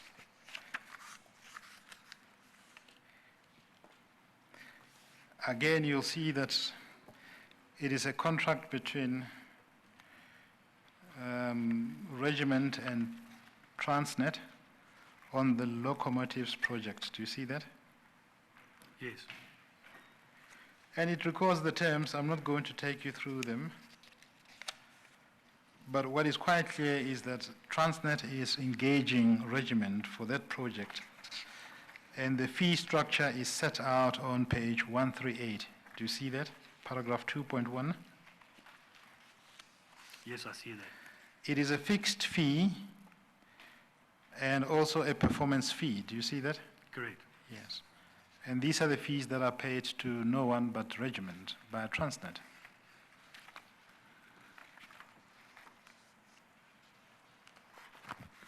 Correct? The guy, I have a difficulty, that's what the typed portion of the document says, Yes. that the parties are Transnet and Regiments, that the fee structure is set out, but you'll see after the signature, Yes. somebody has written in under the Transnet signature, subject to items listed below, Yes. and there it says the contract for the supply of these services is with McKinsey, and Regiment's capital is contracted to them. Items of section 2, there will not be a performance fee for fundraising, thus 212 will be removed. Expenses will be capped at, I think, 10% and paid on approval. Payment will be made to McKinsey. I don't know what this means because it's not, Yes. it contradicts the typed body of the document. Yes. I don't know who put this here, unless you are able to help us. Who No, I put don't. this script here? It was given to us in this format by Regiment. But you, for your part, did not seek any clarity on it? No. Okay. What? On page 137 at the top right, excuse me, the name Regiment's capital appears to be written there, and I don't know whether what appears above it is Regiment's capital's emblem or logo. Then on the left-hand side of the same page, the words, I think Transnet, I may be mistaken, seem to appear, and I don't know whether what appears below those words is Transnet emblem or logo. It appears to be Transnet logo Yes, and also Regiment logo, yes, because if you compare that logo of Regiment, I know here it is not decipherable, but to the letter Yes. which they wrote to Mr. Sinton that we dealt with, yes. the logos yes, are more or less the same. Yes. For instance, if you compare page 110 with 137, Yes, just purely on the logos alone, yes. you'll see that it's more or less the same, Chair. Yes, thank you. All right. Is that usual, Mr. Sinton?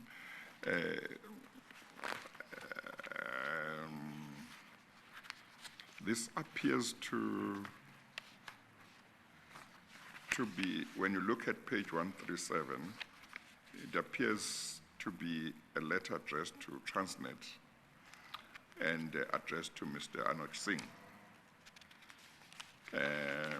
But it's got logos of two different entities.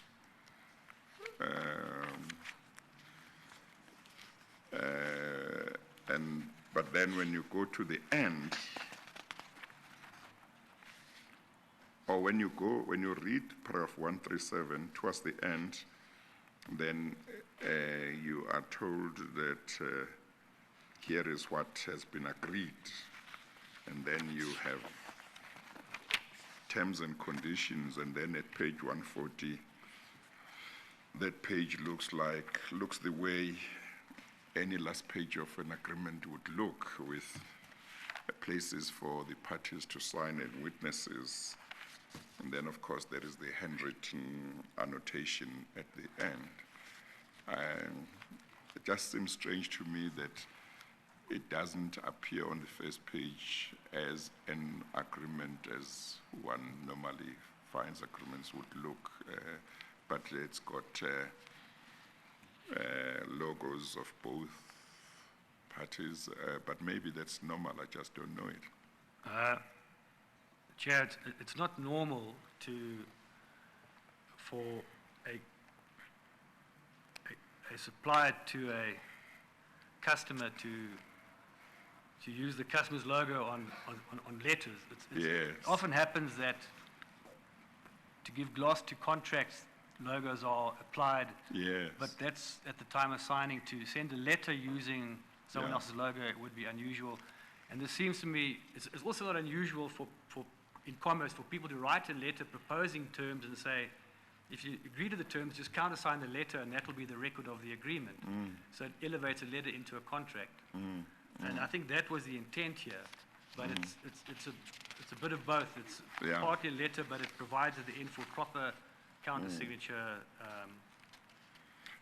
just maybe the way they chose to deal with each other. The result is that to the extent that when you look at page 1, you think this is a letter addressed to Transnet, particularly to Mr. Anuj Singh. When you come to the end, it seems to me you can't tell who was writing to him. You just see names unless you say Transnet was writing to Transnet. Unless, Chair, they would be using a joint letterhead. Yes. Yes. Yeah, it may be. I was just saying that it seems unusual to me, but I don't know if other people's experiences suggest it's usual. Yes. Yes. But I take the point of Mr. Sinton that the script at the bottom, and it appears to come immediately after the signature of Mr. Singh. So on the face of it, you can attribute this to him. Contradicts the terms of the fee payment in clause 212, and also the structure of the agreement, because the structure of the agreement under this letter is a clear engagement between Regiment and Transnet, and yet the script suggests that the contract is with McKinsey, Yes. and these guys are merely subcontractors or they're joint partners Yes. with McKinsey. Yeah, that's But there are those contradictions which, Mr. Sinton is correct.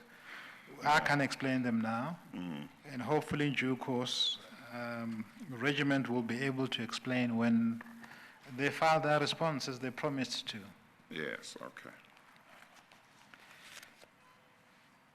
Mr. Sinton, you were at page 16, paragraph 29, and you had expressed your concerns in that regard, and you had indicated the conclusion that Standard Bank made after all of this engagement with Regiment. And the sum total of that conclusion was to terminate the relationship between Standard Bank and McKinsey and its fellow directors. The point is, those directors, did they have banking account with Standard Bank? Sorry, you said McKinsey. Sorry, You meant Regiments. my apologies, I'm getting tired now. Yes, we did. We concluded the agreement with Regiments, Yes. and with those directors of Regiments who banked with Standard Bank, we also terminated their accounts. They had accounts with Standard Bank? Yes. Okay. I'm going to move through a different topic, and that is payments to Comix. You deal with that topic from page 17, paragraph 31.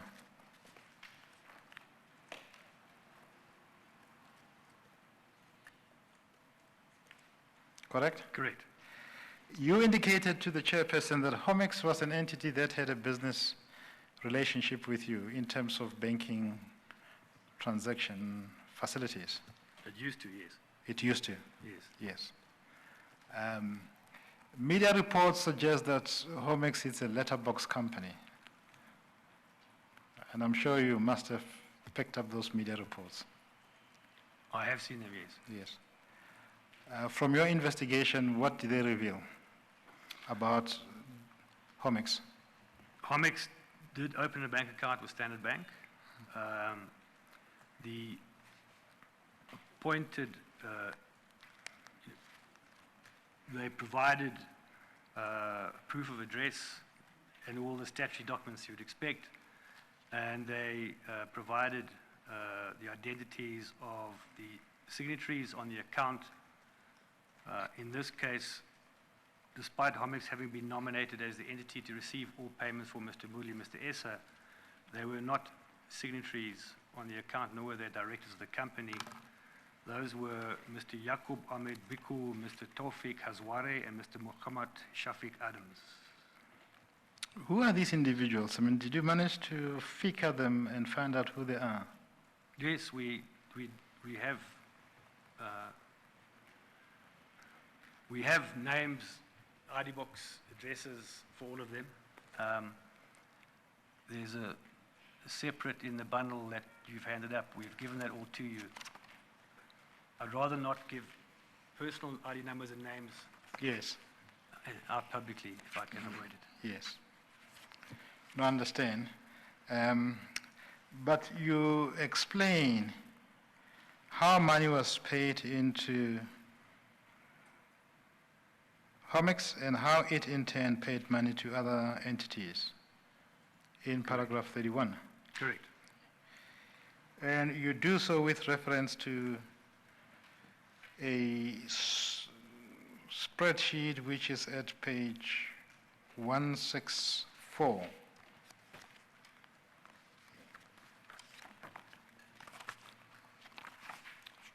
That is correct. Correct? Correct. Can I ask you to take us through those payments? They are obviously arranged according to months from April 2014.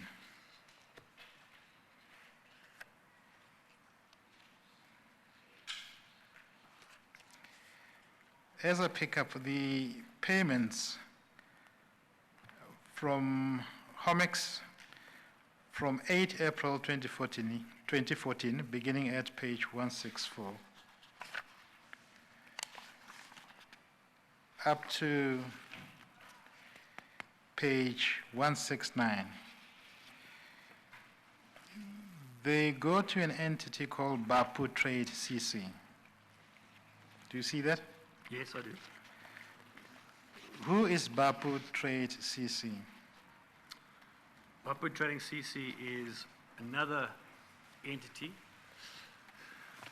Well, as I point out in my statement, when you look at the Comix account, there were, as we pointed out, between Trevita and Comix, over 200 million rands of the payments went in. Payments from that went out to various entities, but the majority of the payments from the Comix account were to an entity called Bapu Trading. Those payments have all been itemized in this schedule. Bapu Trading also had a bank account with Standard Bank. Yes. Used to have a bank account with Standard Bank. And do you know who were the members of Bapu Trading CC? From your recollection. It had a single member, a Mr. Chetan Patel. Do you know who he is? We know, we have his ID book, his address, everything else, but where he fitted into the scheme of things, I don't know. We do know that these large payments went through his account. Are you able to explain why would funds that are being paid by a regiment to Comix then leave that account to go to Bapu Trading?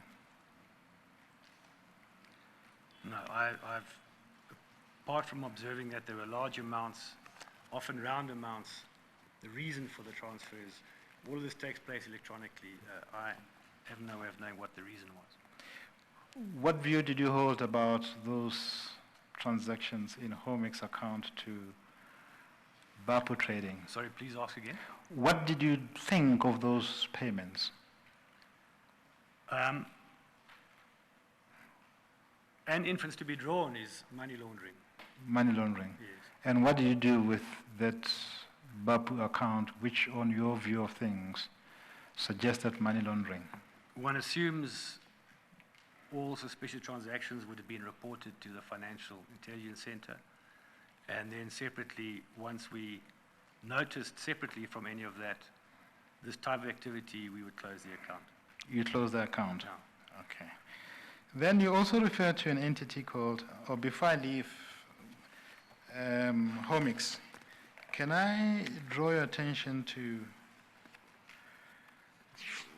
copies of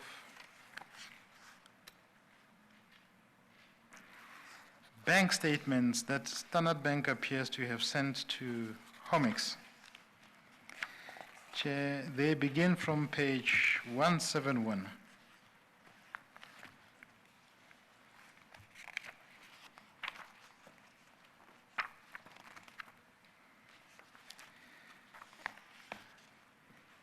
If you look at, for instance, page 172,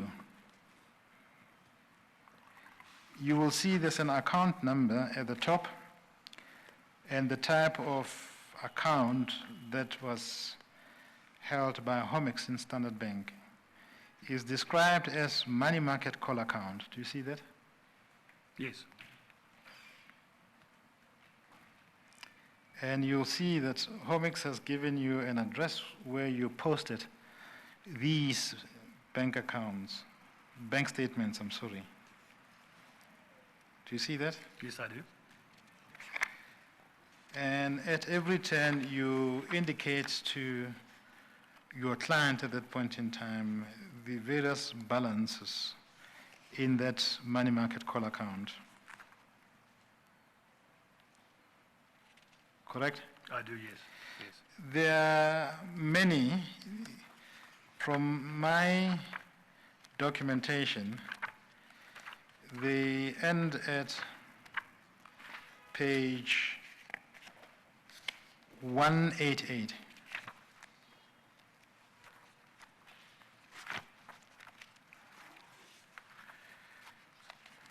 That's correct.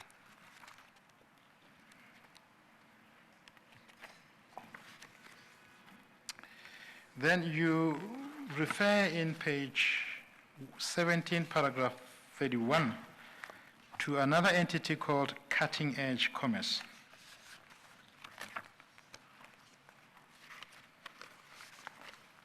Are you there? If you go to paragraph 31 of your statement. Yes. And Cutting Edge, was it an entity that had a bank account with you? Correct. And you refer to money that got into that account and left that account, correct? Yes. You do so with reference to a spreadsheet that you prepared, and it begins at page 230.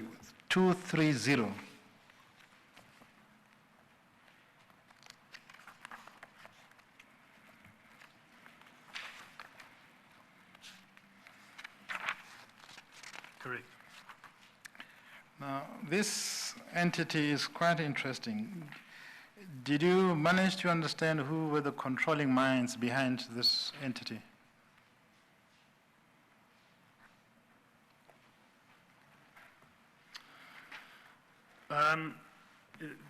The account was first opened with us in 2004, and Mr. Galmiak and Mr. Yates were then appointed as signatories.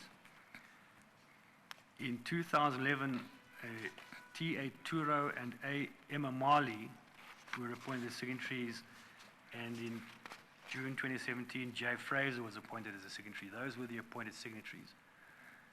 The reason that I've highlighted here at face value, they have nothing to do with any Gupta-related entities, but nevertheless, large amounts of money emanating from those entities and going back to those entities came through the Cutting Edge account. Yes. And you give the details of the directing minds of Cutting Edge at page 19, paragraph 39, correct? Correct. And you give the account details in paragraph 38. I will go to the various bank statements that Standard Bank sent to Cutting Edge. But for the time being, you record the amount or amounts that were paid from the account of Cutting Edge held at Standard Bank from page 230, correct? Correct. And here... I'm sorry, Mr. Malika. Yes. let's adjourn for 5 minutes. We'll continue until we are finished with him, isn't it? I assume we'll finish about 4:30, if not earlier. Yes, I'd like to finish with Mr. Sinton because Yes, Mr. P.S. Marsden is waiting in Yes. the wings, Chair. No, we will finish. Yes. But let's take a 5 minutes adjournment. Just Thank you, 5 Chair. minutes. We adjourn.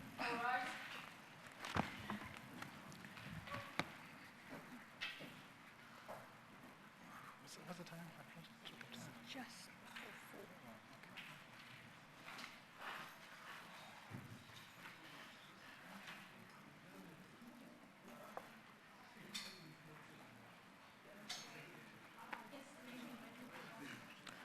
Hi, how are you?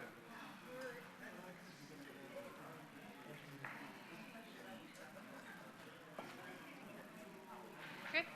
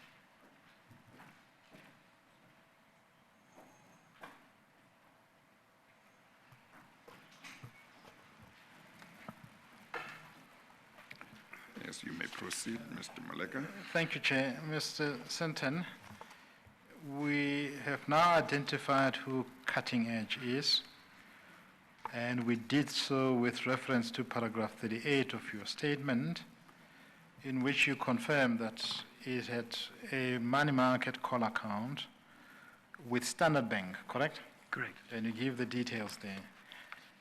I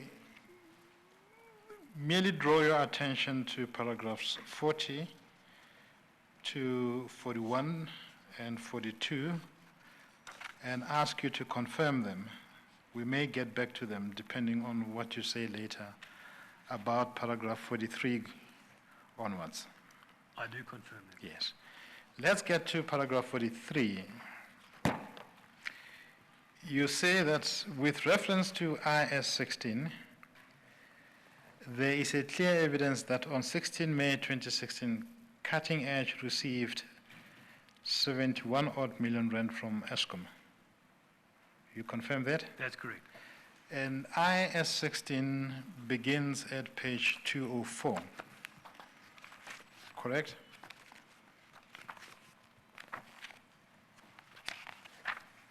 That is correct.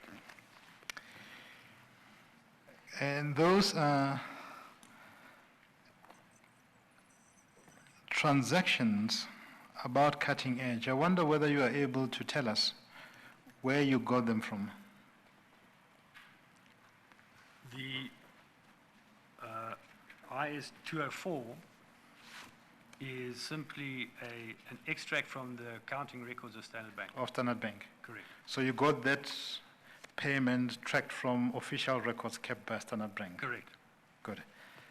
And you say that on the same day, I'm at paragraph 43 of your statement, Cutting Edge transferred monies to different entities.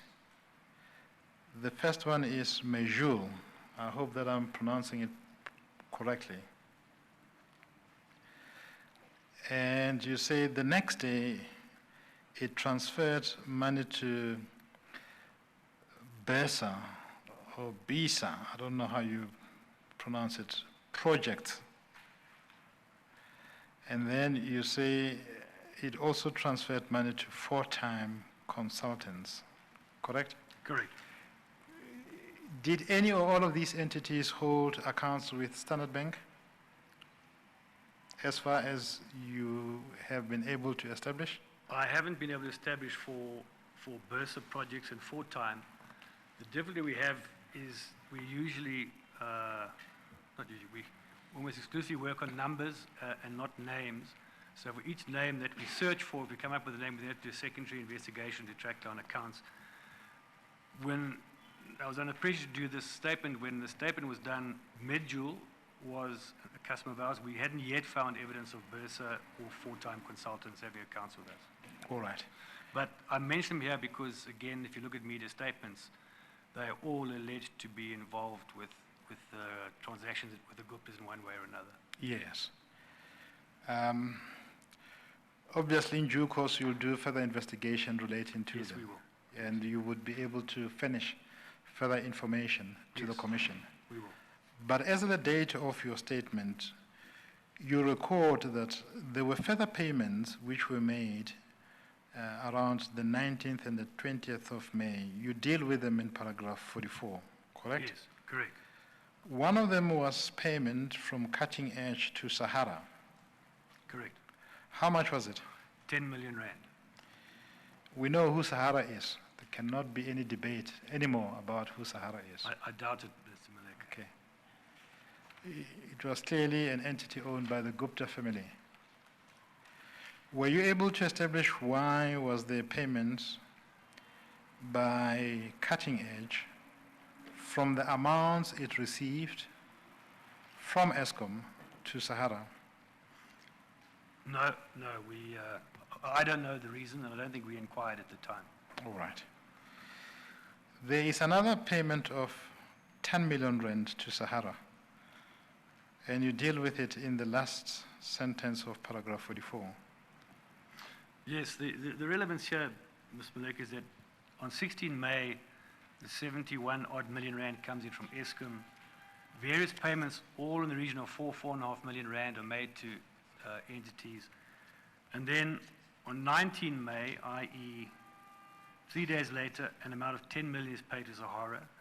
Then on 23 May, i.e. simply another 2 or 3 days later, another 10 million, round number of 10 million is paid to Sahara. Ordinarily, that would be grounds for suspicion or inquiry. Yes. You canvass further payments from paragraph 45 onwards. What I propose to do is to take you to your spreadsheet where you deal with each of these payments by date and amount. And you do so in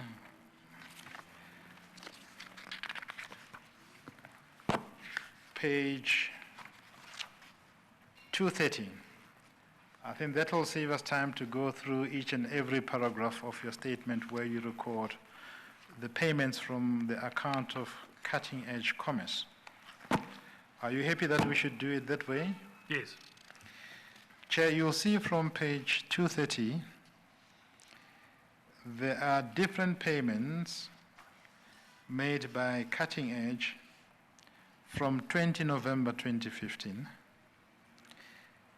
The last column on the right hand lists persons who were the beneficiaries of those payments.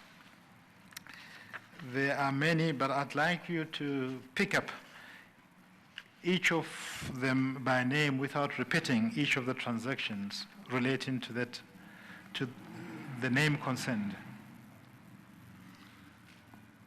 Yes, Chair. Obviously, I have provided the complete statements. The legal team expressed to me an interest in the payments from or to Cutting Edge, which could be of interest to this Commission of Inquiry rather than an analysis of all payments. Yes. So on my instructions, our lawyers prepared the schedule, Yes. working off the statements that I provided from Yes. Standard Bank's records. Yes. So you'll see, therefore, in November 2015, there's 1.3 million from Cutting Edge to Medjool. March 2016, 3 million from Cutting Edge to Sahara Computers. April 2016, another 600,000 Cutting Edge to Sahara Computers. Then here's the 71 million, which was from Eskom to Cutting Edge. Then you'll see 4.3 million Cutting Edge to Medjool. Again, 4.5 million Cutting Edge to Medjool, 4.4 million Cutting Edge to Bizarre Projects, 4.4 million Cutting Edge to Four-Time Consultants.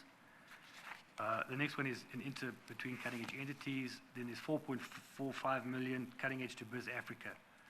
Then there's the round 10 million. This is now May 2016, Cutting Edge to Sahara.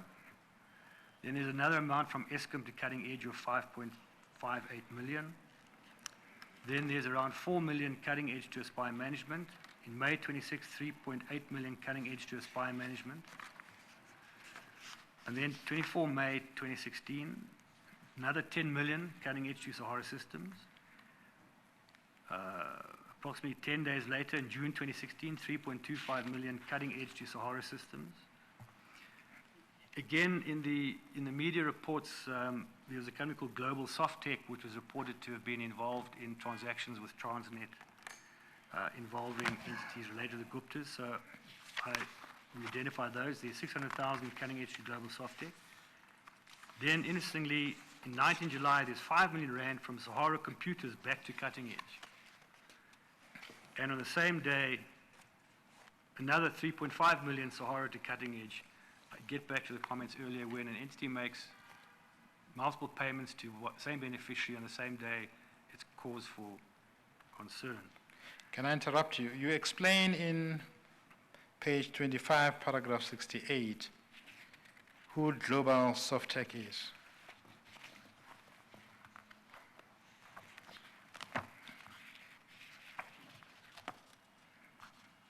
Sorry, can you remind me of the page number, please? Page 25, paragraph 68.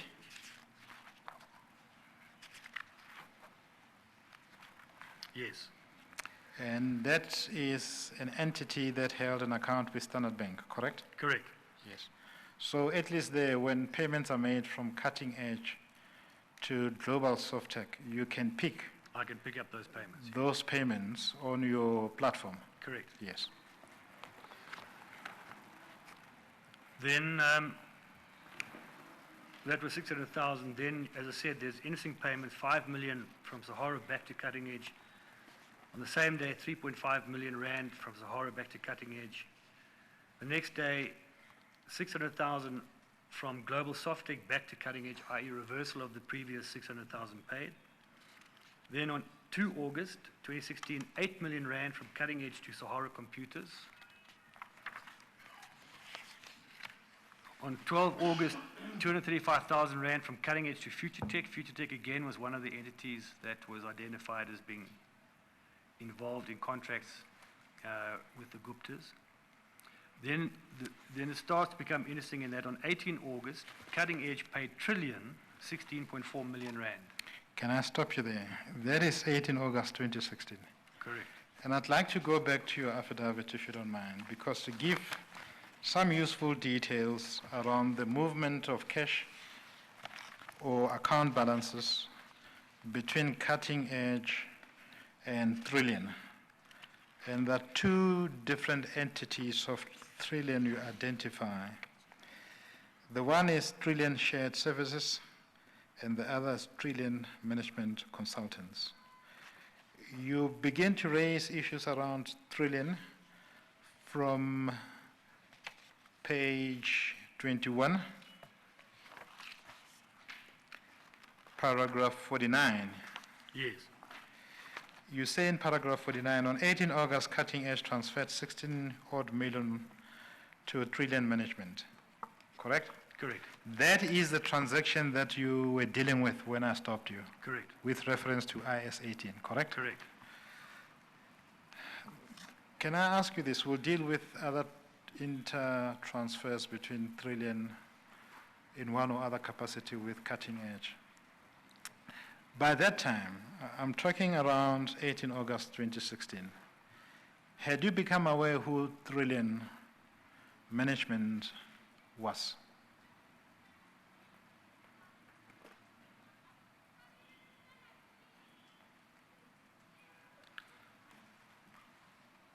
I cannot say, in the context of what I would know. People within Standard Bank might have been concerned, but I really didn't become interested in Trillion until the Budlender report was released. Before Okay. that, I had no interest, but people who monitor the accounts might well have. Okay, fair enough. Then I'll skip the transfers you talk about in paragraph 50 and go to 51 because they deal with Cutting Edge and Trillion. Do you see that? Yes. You say on 7 September 2016, 25 million rand was transferred to Cutting Edge account by Trillion Shared Services. Do you see that? Correct. This on the face of it seems to be a totally different part of Trillion. Yes. It is not Trillion Management Consulting, it is Trillion Shared Services. Yes. Do you know what that entity is? I have no idea. Okay. It transfers about 25 million to the account of Cutting Edge. Do you know why? No. It's of relevance that it's a round number. Yes.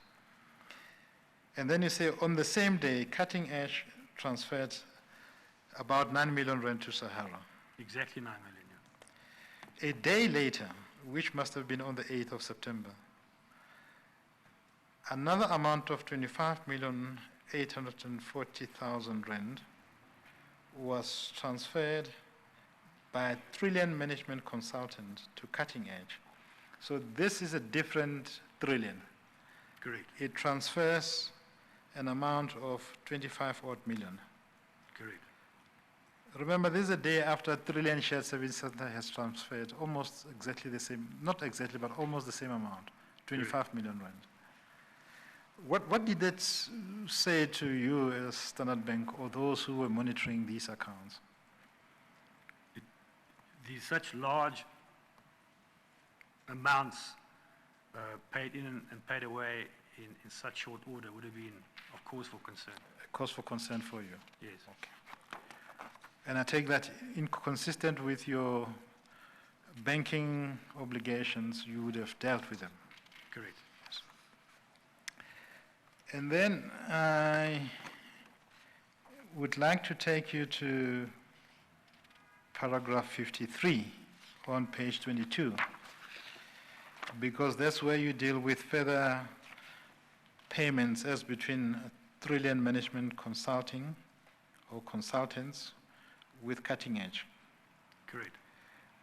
10 October 2016, Trillion Management Consultants transfer 19 million rand to Cutting Edge. Correct? Correct. And what happened to that money after it was transferred? Well, on the same day, Cutting Edge transferred 10 million rand to Sahara Computers. And then, On the next day, Trillion Shared Services transferred 49.6 million to Cutting Edge, which then made another payment of 9 million rand to Sahara Computers. Then two further payments by Cutting Edge were made on 12 October to Sahara Computers of 5 million and 4.5 million, two on the same day. This was followed by four individual payments to Sahara Computers of 10 million rand each from 30 to 17 October 2016. I mean, there has to be some real legitimate transaction between Cutting Edge and Sahara to justify the lawfulness of these payments. Correct. But the pattern which has now emerged, Mr. Sinten, when one considers the transfers involving those three entities, and that is Cutting Edge, Trillion Shared Services, and Trillion Management Consultants, which you describe in paragraphs 51 and 53, is the following. Trillion Shared Services will make huge transfer one day. Immediately thereafter, Trillion Consultants will make more or less the same amount of payment to Cutting Edge account. And from those payments which are made to Cutting Edge account, there will be substantial payments to Sahara. Correct. I mean, there's a clear pattern Correct. of dealing with these transactions. Correct. Is that coincidental as far as you could establish? I can only tell you what is evident from the transfers as they Yes. appear in our books and records.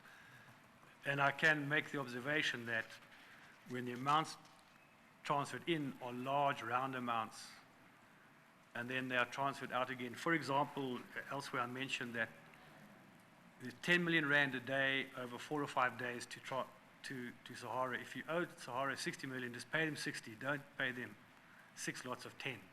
Yes. When they do it that way, then there's automatic grounds for suspicion. Yes.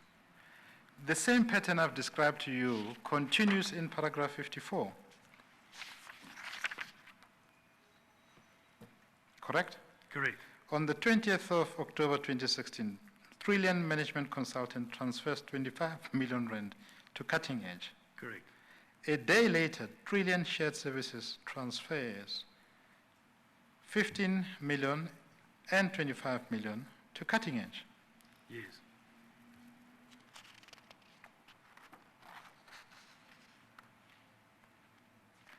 And the next day, which is 21 October 2016,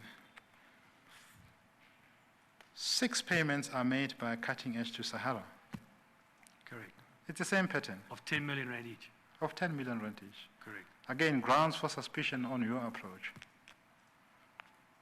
And then another 9 million on the 31st of October, Yes. which is 2 days later. And then you say in paragraph 58 that Cutting Edge received about 5.2 million odd rand from Optimum Coal Mine around 15 December 2016. Do you see that? Correct, yes. Do you know what this payment was for? No. No. I just highlighted here because it came out of the blue as Did you know that at that point in time, there was a negotiation for the sale of Optimum Coal Mine to Tegeta? With hindsight, I'm aware of it, yes. Okay. But at that point in time, you're not aware? Correct. All right. Mr. Sinton, subject to your guidance, you can go back to your spreadsheet, and I would ask you to deal with an entity called CAD House, because you say there were payments made from the account of Cutting Edge held in Standard Bank to that entity. What page was that spreadsheet again? Chair, it starts at page 230.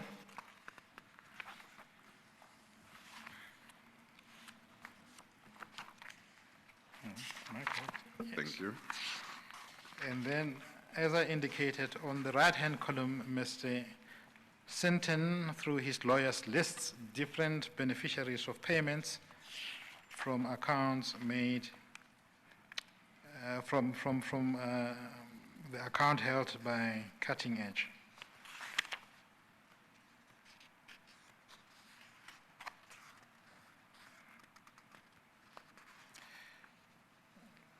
Mr. Sinton, I mean, I don't see CAD on that spreadsheet. On page 232, 232. alongside 5 January 2017 is a payment of 17.1 million rand from CAD House to Cutting Edge. All right. Do you know this entity called CAD House, CAD House? I'm assuming it's the same CAD House that was reported to have assisted SAP in obtaining, sorry, not necessarily SAP. It was an international IT firm in obtaining contracts from, with Eskom. I mean, not Eskom, with Transnet. And it was widely reported as being set up and managed by a former employee of Sahara Computers.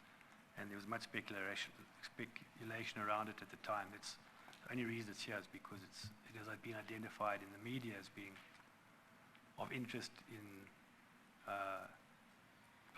to this commission. Yes. You flagged it, and yes, you processed the payments in and out of Cutting Edge relating to that entity. Correct. You deal with it. Oh, sorry, Mr. Malaga. Yes. It is late in the afternoon. It's been a long day, but Mr. Sinton, at some stage your voice gets quite soft. So if you can try and just maintain it at a certain level so I can hear you. Sorry, Mr. Chairman. Yeah, okay. You deal with that entity and payments to or from its account to Cutting Edge at page 23, paragraph 60 of your statement. Correct.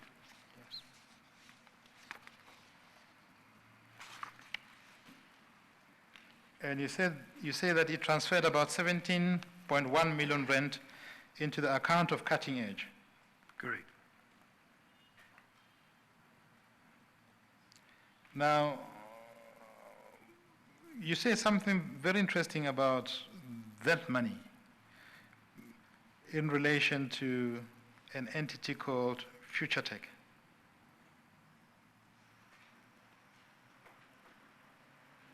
Do you see that? Yes. Yes, there were 9 transfers of 5 million rand each between 5 and 17 January from Future Tech to Cutting Edge. So that in total it's about 45 million rand, 45 million rand. No, I'm not saying the Future Tech payments are linked to Cutting Edge. I observed there's one payment of 17.1 million from CAD House to Cutting Edge. Yes. CAD House was reported to be involved in securing business for Neartel at Transnet. And then independently of that, it's interesting that there were 9 transfers of 5 million rand each in a period of a week, or from 5 to 17 January, 10 days from Future Tech to Cutting Edge. Yes. But in that week, it will be about 45 million rand. Yes, correct. Yes. Do you know why Future Tech would transfer 45 million rand in 1 week to Cutting Edge? No, no idea.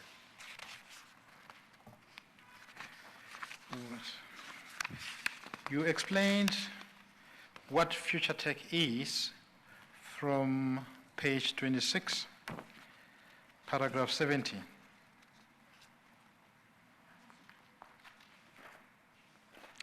And you say that Future Tech held an account with Standard Bank, correct? Correct. And so insofar as there were transfers between Future Tech and Cutting Edge, those would be your clients holding account with Standard Bank, and you'll be able to screen them Yes, fairly comfortably. yes. Okay. Now, I'm going to take you to some source information that you provided to us about these entities. The first is Global Soft Tech Solution. You have given us source documentation relating to it from page 265.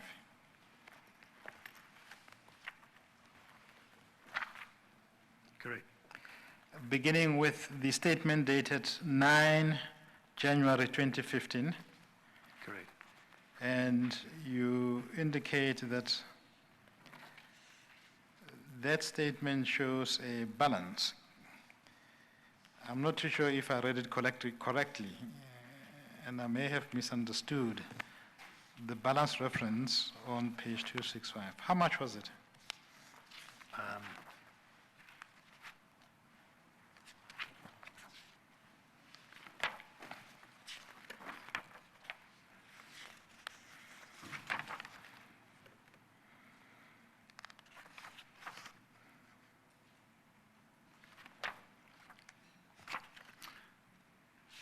The interesting point about global soft tech is that between January 2015 and February 2017, there were large either deposits into the account or payments out of the account from Sahara, VR Laser, Optima Mines, TNA Media, Cutting Edge, and T-Systems, all of which are entities that we think are of interest to the Commission. Yes. And they appear from those statements that I've attached. Yes.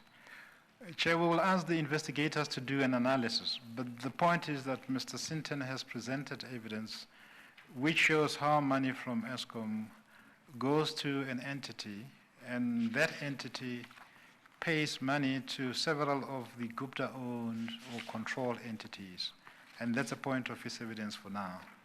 He was able to do so because some of those entities that I will call the primary account holders held accounts with Standard Bank, so they could pick up those things. Yeah. I'm not too sure if I want you to do the analysis for us. Of course, we will do it. But what I want to understand, just to clear my confusion so that when we ask the investigators to do the analysis, are you able to give me some hint as, for instance, when I look at page 265, I mean, would I be able to pick up a balance then in existence Yes, as of the date of the statement, yes. which is? The opening balance is 1.285 million rand. Okay, thank you. Then the next set of statements you give us, Mr. Sinton, relates to Future Tech. You will find those statements from page 412 up to the end of the file, which is 467.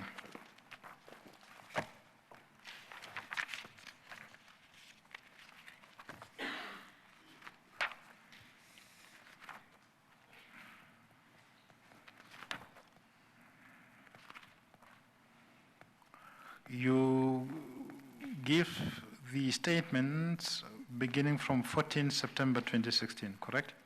Correct, yes. And again, I take it that from the guidance I got, the balance would be the amount set on the right-hand column of it. Yes, that would be great, opening balance. Okay. Mr. Sinton, I'd like to draw some conclusions, if I can, from the evidence that you gave us. I would do so by asking you to reflect on a document that you gave us, which was not clear, and we had to ask you to give us an A3 size, which is page 143. Chair, is Annexure C to the letter which was written by the directors of regiment. Yes. And if you don't mind, Mr. Sinton, can you go to that clear copy of Annex C, which is page 143?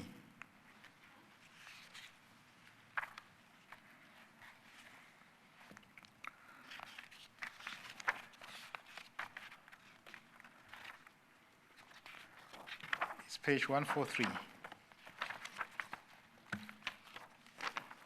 Yes, I have it. You remember the context is that the directors of regiment gave you this document to show you how much money came into their account from Transnet and how much went out of their account to various entities, including Chivita, Comix, and Kupanua. Is it Kupanua? Kupanua, I think, yes. Kupanua. Yes. Kupanua. I'd like you to give some orientation, to give us some orientation on how we approach this document.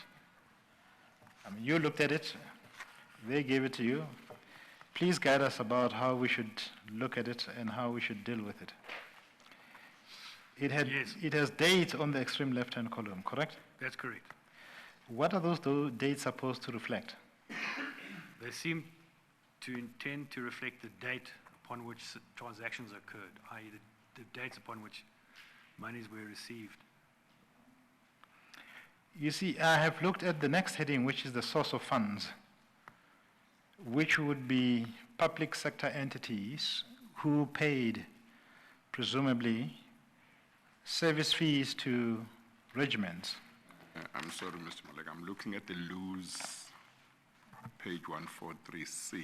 Am I in the wrong place? No, you're on the correct page, Chair. Okay, where about in it? You will see the extreme left-hand column. There are different columns, Chair. Yes, I saw source reference, but you said source of funds, and I wasn't sure whether I'm looking at the right column. That's source reference. Source and that's reference is the source right of column. funds, Okay. yes. Oh, But, Chair, you have picked up the dates now. yes. Yes. Yes. You will see that the first one is 22 May 2013, Yeah. correct? Yeah.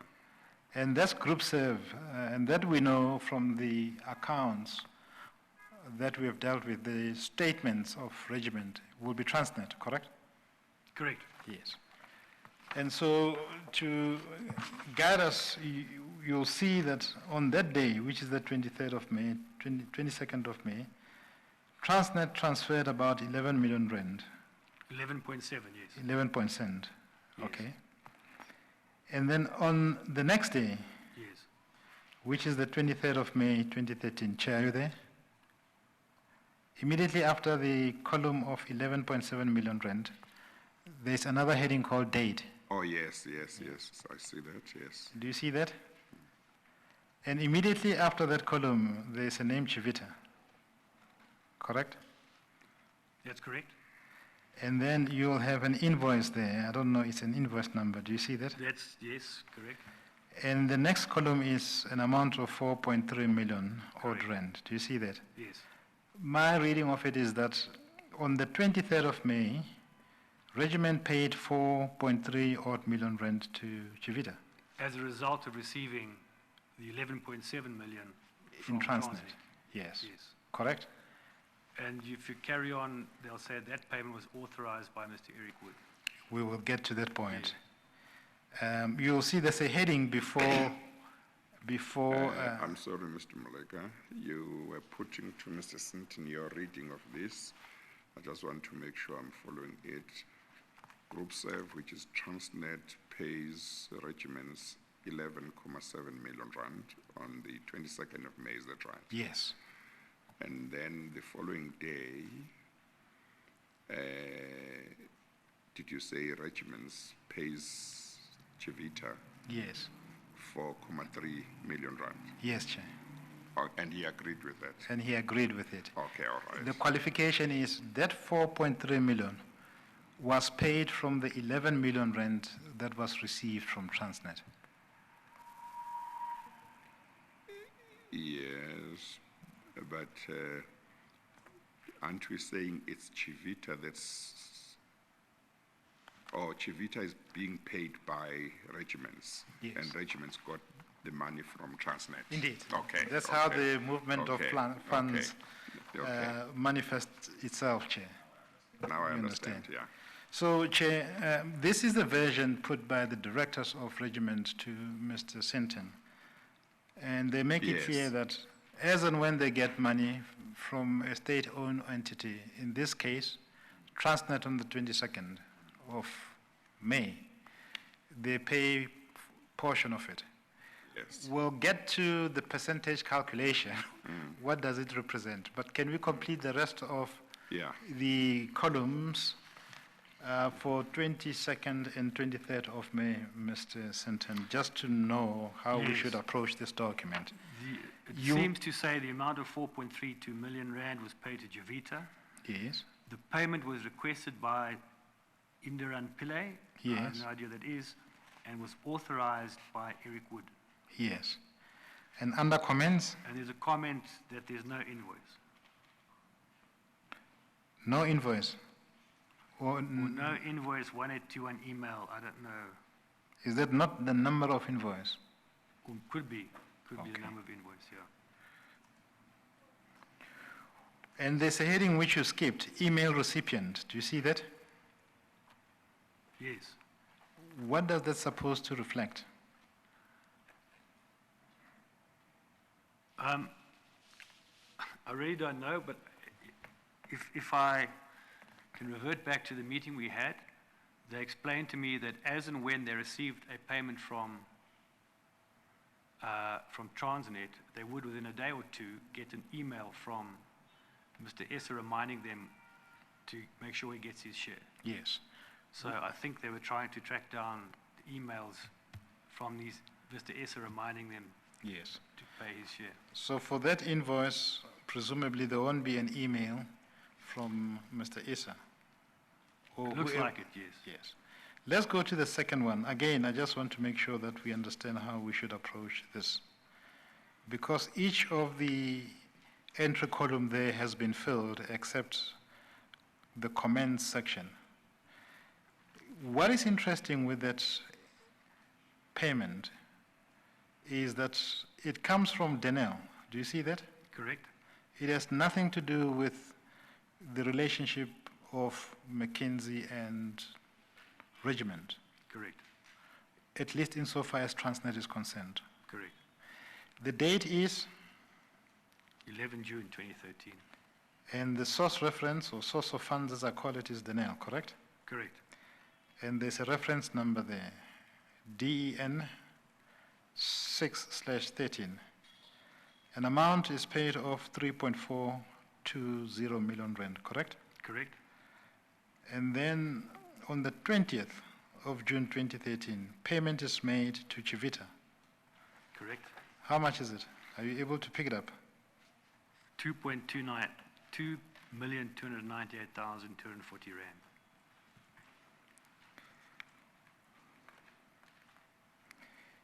And then the email recipient is who? Eric Wood / Niven Pillay. And we know that both of these were the directors of regiment at the time. Correct. And who's the person that requested payment? Kainsambo Wundler, And then who authorized the payment? Eric Wood. Woods. Chair, I have some understanding of how we should approach this document, and I'm not going to take Mr. Sinton through each and every detail of the recorded Yeah. payments. All I wanted to do before I conclude here is to ask you whether you are able to tell us who is Kupanua. Kupanua is a a company privately owned by Ms. Swazi Chabalala. Who? Swazi Chabalala. It's the first time I hear that name. We looked into it. She was formerly a director of Standard Bank, and she did work for regiments at Transnet, and it was in connection with Maputo Corridor, and she received payment for that. But we didn't recognize the name, so we asked regiments to explain it to us, and they said it was for consultancy work which she had done. We independently interviewed her, and she produced all the books, records, invoices, accounts, statements. We were satisfied was an arm's length commercial arrangement. No, and there's nothing that we should make of that transaction here. No. Okay, thank you. Now, Mr. Sinton, we have now looked at the various transactions. We have looked at how money moved, and we have heard from you the opinions you have formed. Can I ask you to summarize for us what happened to those entities with whom Standard Bank had account in the light of the movement of funds and the opinions that you formed arising from those movements?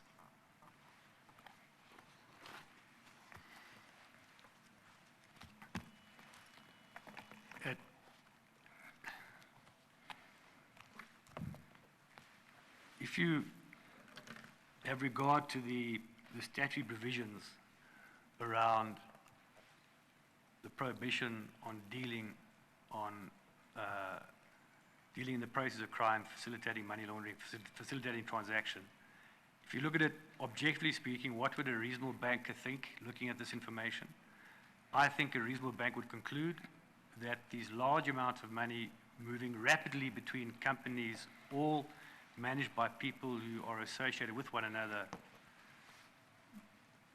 gives rise to an inference that there was an attempt to disguise the source of the money, and when you're trying to disguise the source of the money, it must be illicit. So it warrants an investigation beyond the powers that we have as to why these funds were moved around this way and who ultimately the beneficiary was. Mr. Sinton, from open source information, you as Standard Bank extend financing to Transnet, correct? Correct. You as Standard Bank extend funding to Eskom, correct? Correct. And of course at some point SA. Correct. These are your clients also, correct? Correct. And you have picked up all of this information relating to your clients in a different context and with the detail that we have covered. Had you had occasion to raise these issues with your clients? When I say your clients, I mean at least Transnet, Eskom, and SAA. I'm unaware of, I personally am unaware of interactions with those clients in the context of saying, we have this information which we wish to share with you, but we certainly have had regular engagements with the senior executives and directors of all those entities where we said we are very concerned about the fact that you as corporate clients have been subjected to possible abuse through these types of activities, and we will happily cooperate with you in all investigations you may wish to undertake. And we would like to see from your side as borrowers, we'd like you to share with us what you are doing, what you're achieving in that regard. And they do regularly meet with us to share the progress they're making in trying to unravel these various transactions and recoup money that's been improperly applied, etc. But I'm not aware of us having said we tender up these documents to you. That would be difficult for us. As we speak, and that's the final question from me, what is the level of comfort from the feedback you get from your corporate clients such as Transnet and Eskom on the matters that I have raised with you?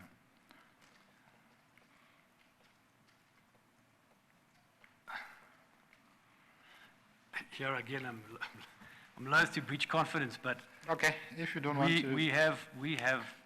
We get a lot of comfort from the commitment shown to us from the new management of both Eskom and Transnet that they are intent on trying to unravel what happened historically and make sure it doesn't happen again.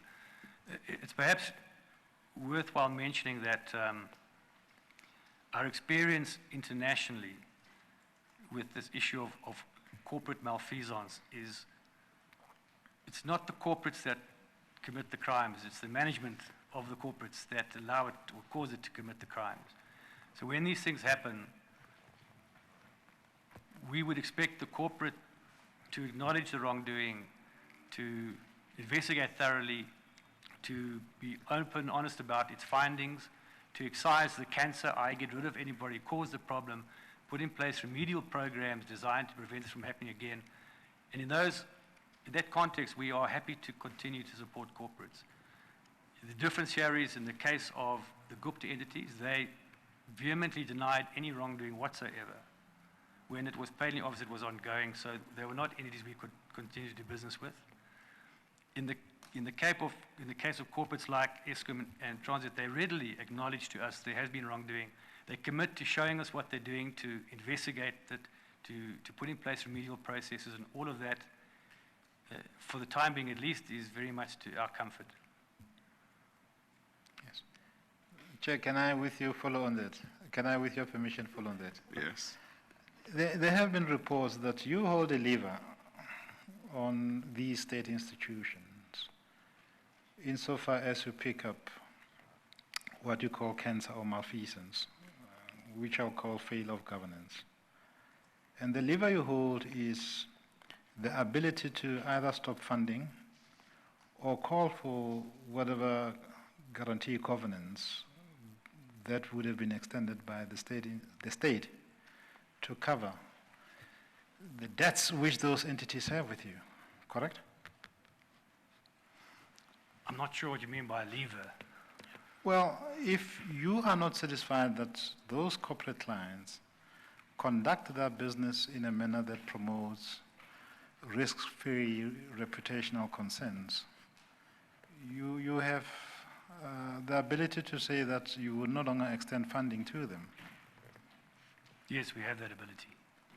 And you also have the ability to say that you will call for the guarantees that you may have extended, or the debts that may be due secured by government guarantees. Yes, the loan covenants that we typically have in place with all clients, not just state entities, have undertakings to comply with the laws of the land generally and money laundering and bribery and corruption laws in particular. And if there's non-compliance, we have the ability to declare default, which has significant consequences. Yes, we have that ability. I mean, it's a strong ability. Well, let me stop there. Yes. I see that you're reluctant to... No, it's there, but if you're suggesting we abuse it, I don't think we do. No, I'm not suggesting that you abuse it. I'm suggesting that you use it in a manner that promotes clean governance in these corporate entities. Absolutely. Yes. Chair, that will be the end of the long day. Well, I hope. Thank you. Let me just ask Mr. Sinton one or two questions. I would assume, Mr. Sinton, that where you see suspicious transactions involving a private company, you could have a situation where you can, or you do take the view that the suspicious nature of that transaction or those transactions involving that entity may well mean that the activities of, for example, corruption are not only being committed by people involved in that entity, but also by people involved in, for example, a parastatal from which that entity gets funds. And I would assume that your obligations in terms of protecting your reputation and your obligations in terms of the law would suggest that you take action against that parastatal as well. Is my understanding correct? Not quite.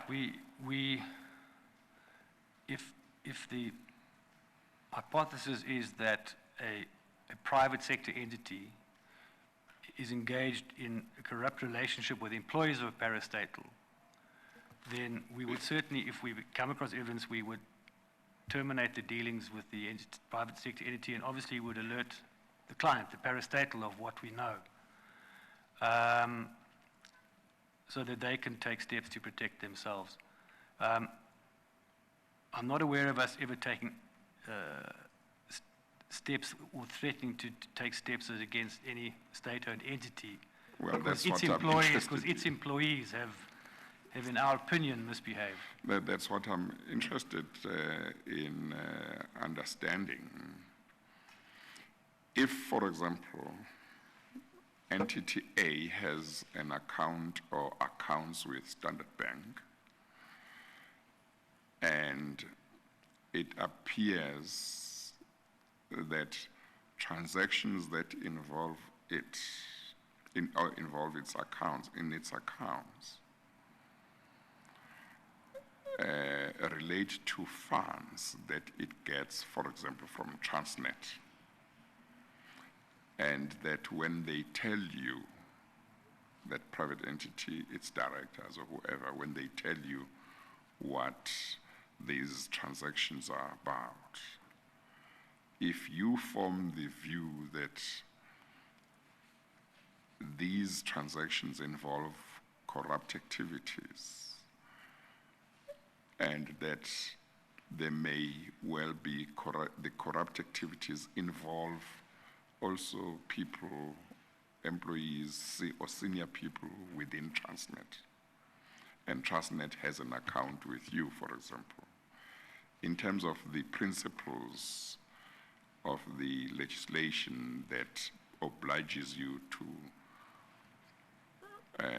take action, would you not be required to also take action against Transnet? Only if Transnet is unwilling or unable to satisfy us that, having become aware of the issue, it would prevent in future us being exposed to these transactions.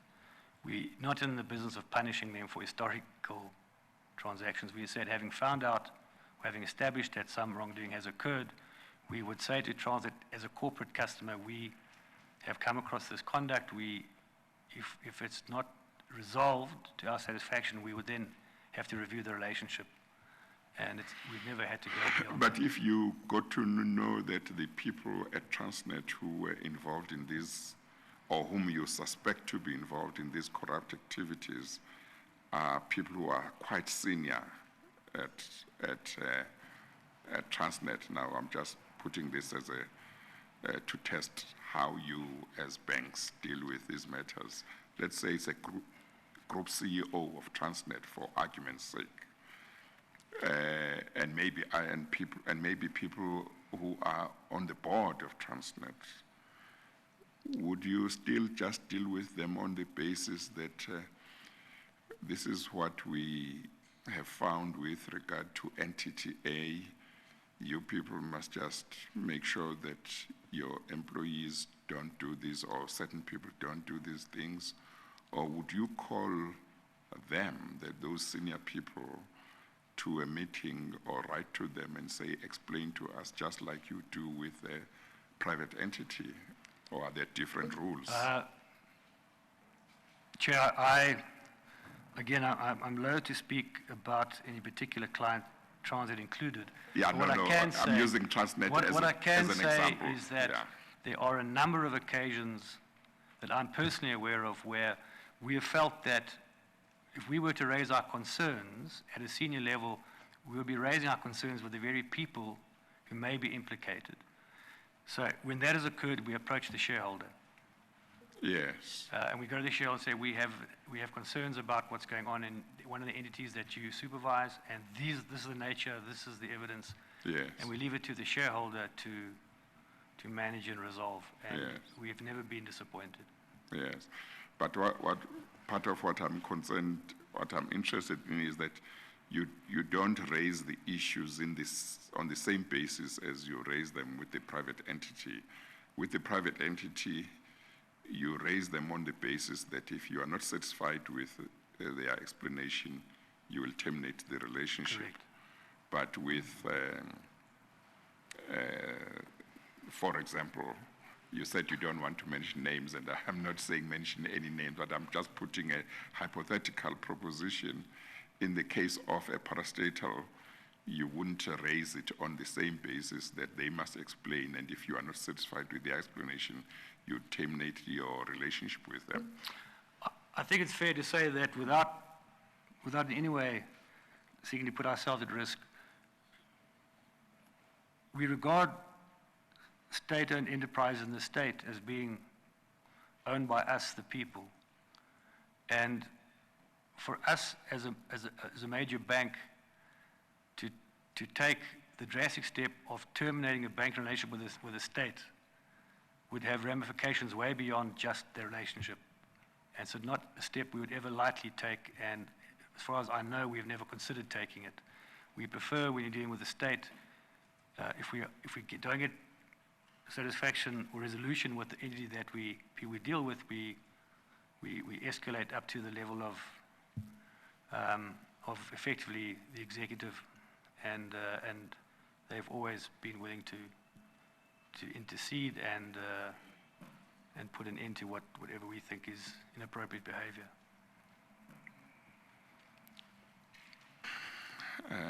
Well, it may be that it's a topic that might have to be revisited in due course, but maybe for today we leave it at that. Mr. Malega? Yes, Chair. Subject to your directions on the Section 34 reports, that would Yes. be the Yes. evidence of Mr. Sinton. Yes. And I suppose we can ask you to release him until that point Yeah. in time. Yeah. No, thank you. Thank you, Mr. Sinton.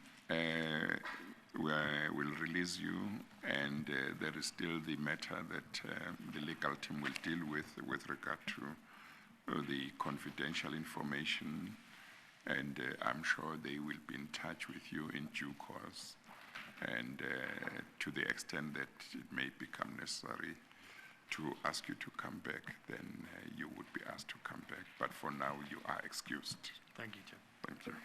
Chair, the intractable problem relates to the evidence of Mr. Masden and the evidence of Dr. Ramuncha that we would like to lead Yes. in order to complete Yes. this phase of the ESCOM leg of the presentation. Yes.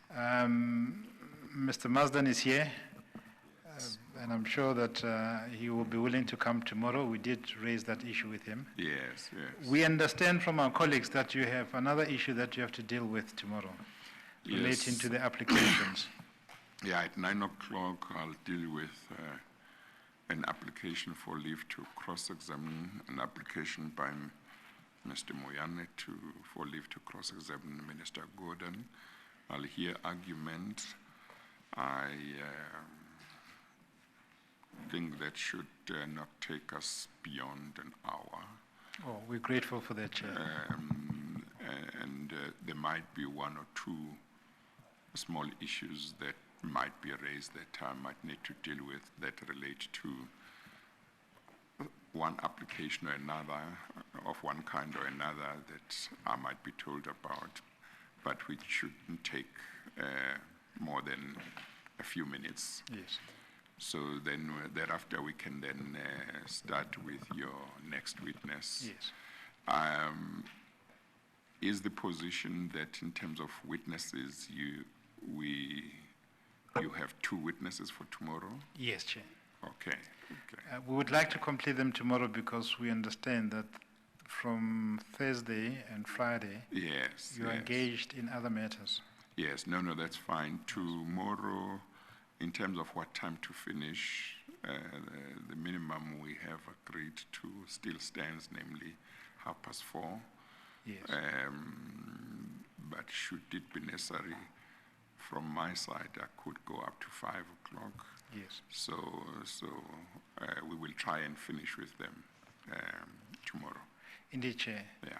And Chair, lastly, just to confirm, the file of Mr. Marsden has been given to your registrar Okay. with appropriate Explanations. explanation and arrangements memos. according to your requirements, Okay. so that you don't have to shuffle around to locate it. Okay. This time okay. around, we're lucky that the administration complied with your Yes. directions. Okay. And then the file, or the statement of Mr. Ramuncha is in a file previously given to you under Exhibit U2, File 3. Okay. Yes, Just make so- sure that my registrar knows Yes. exactly. We will ask her to where bring it is. along tomorrow. Yeah. Yes, Yeah. yes, Okay. yes. No, that's fine. Would that be all? That will be all, Chair. That would be all. And again, thank you for sitting until late. Okay, no, thank you. We will now adjourn until tomorrow, and tomorrow we'll start with the other application at 9, and once we are finished with that one, and maybe 1 or 2 small matters, we'll then proceed to the hearing of the next witness. Thanks. We adjourn.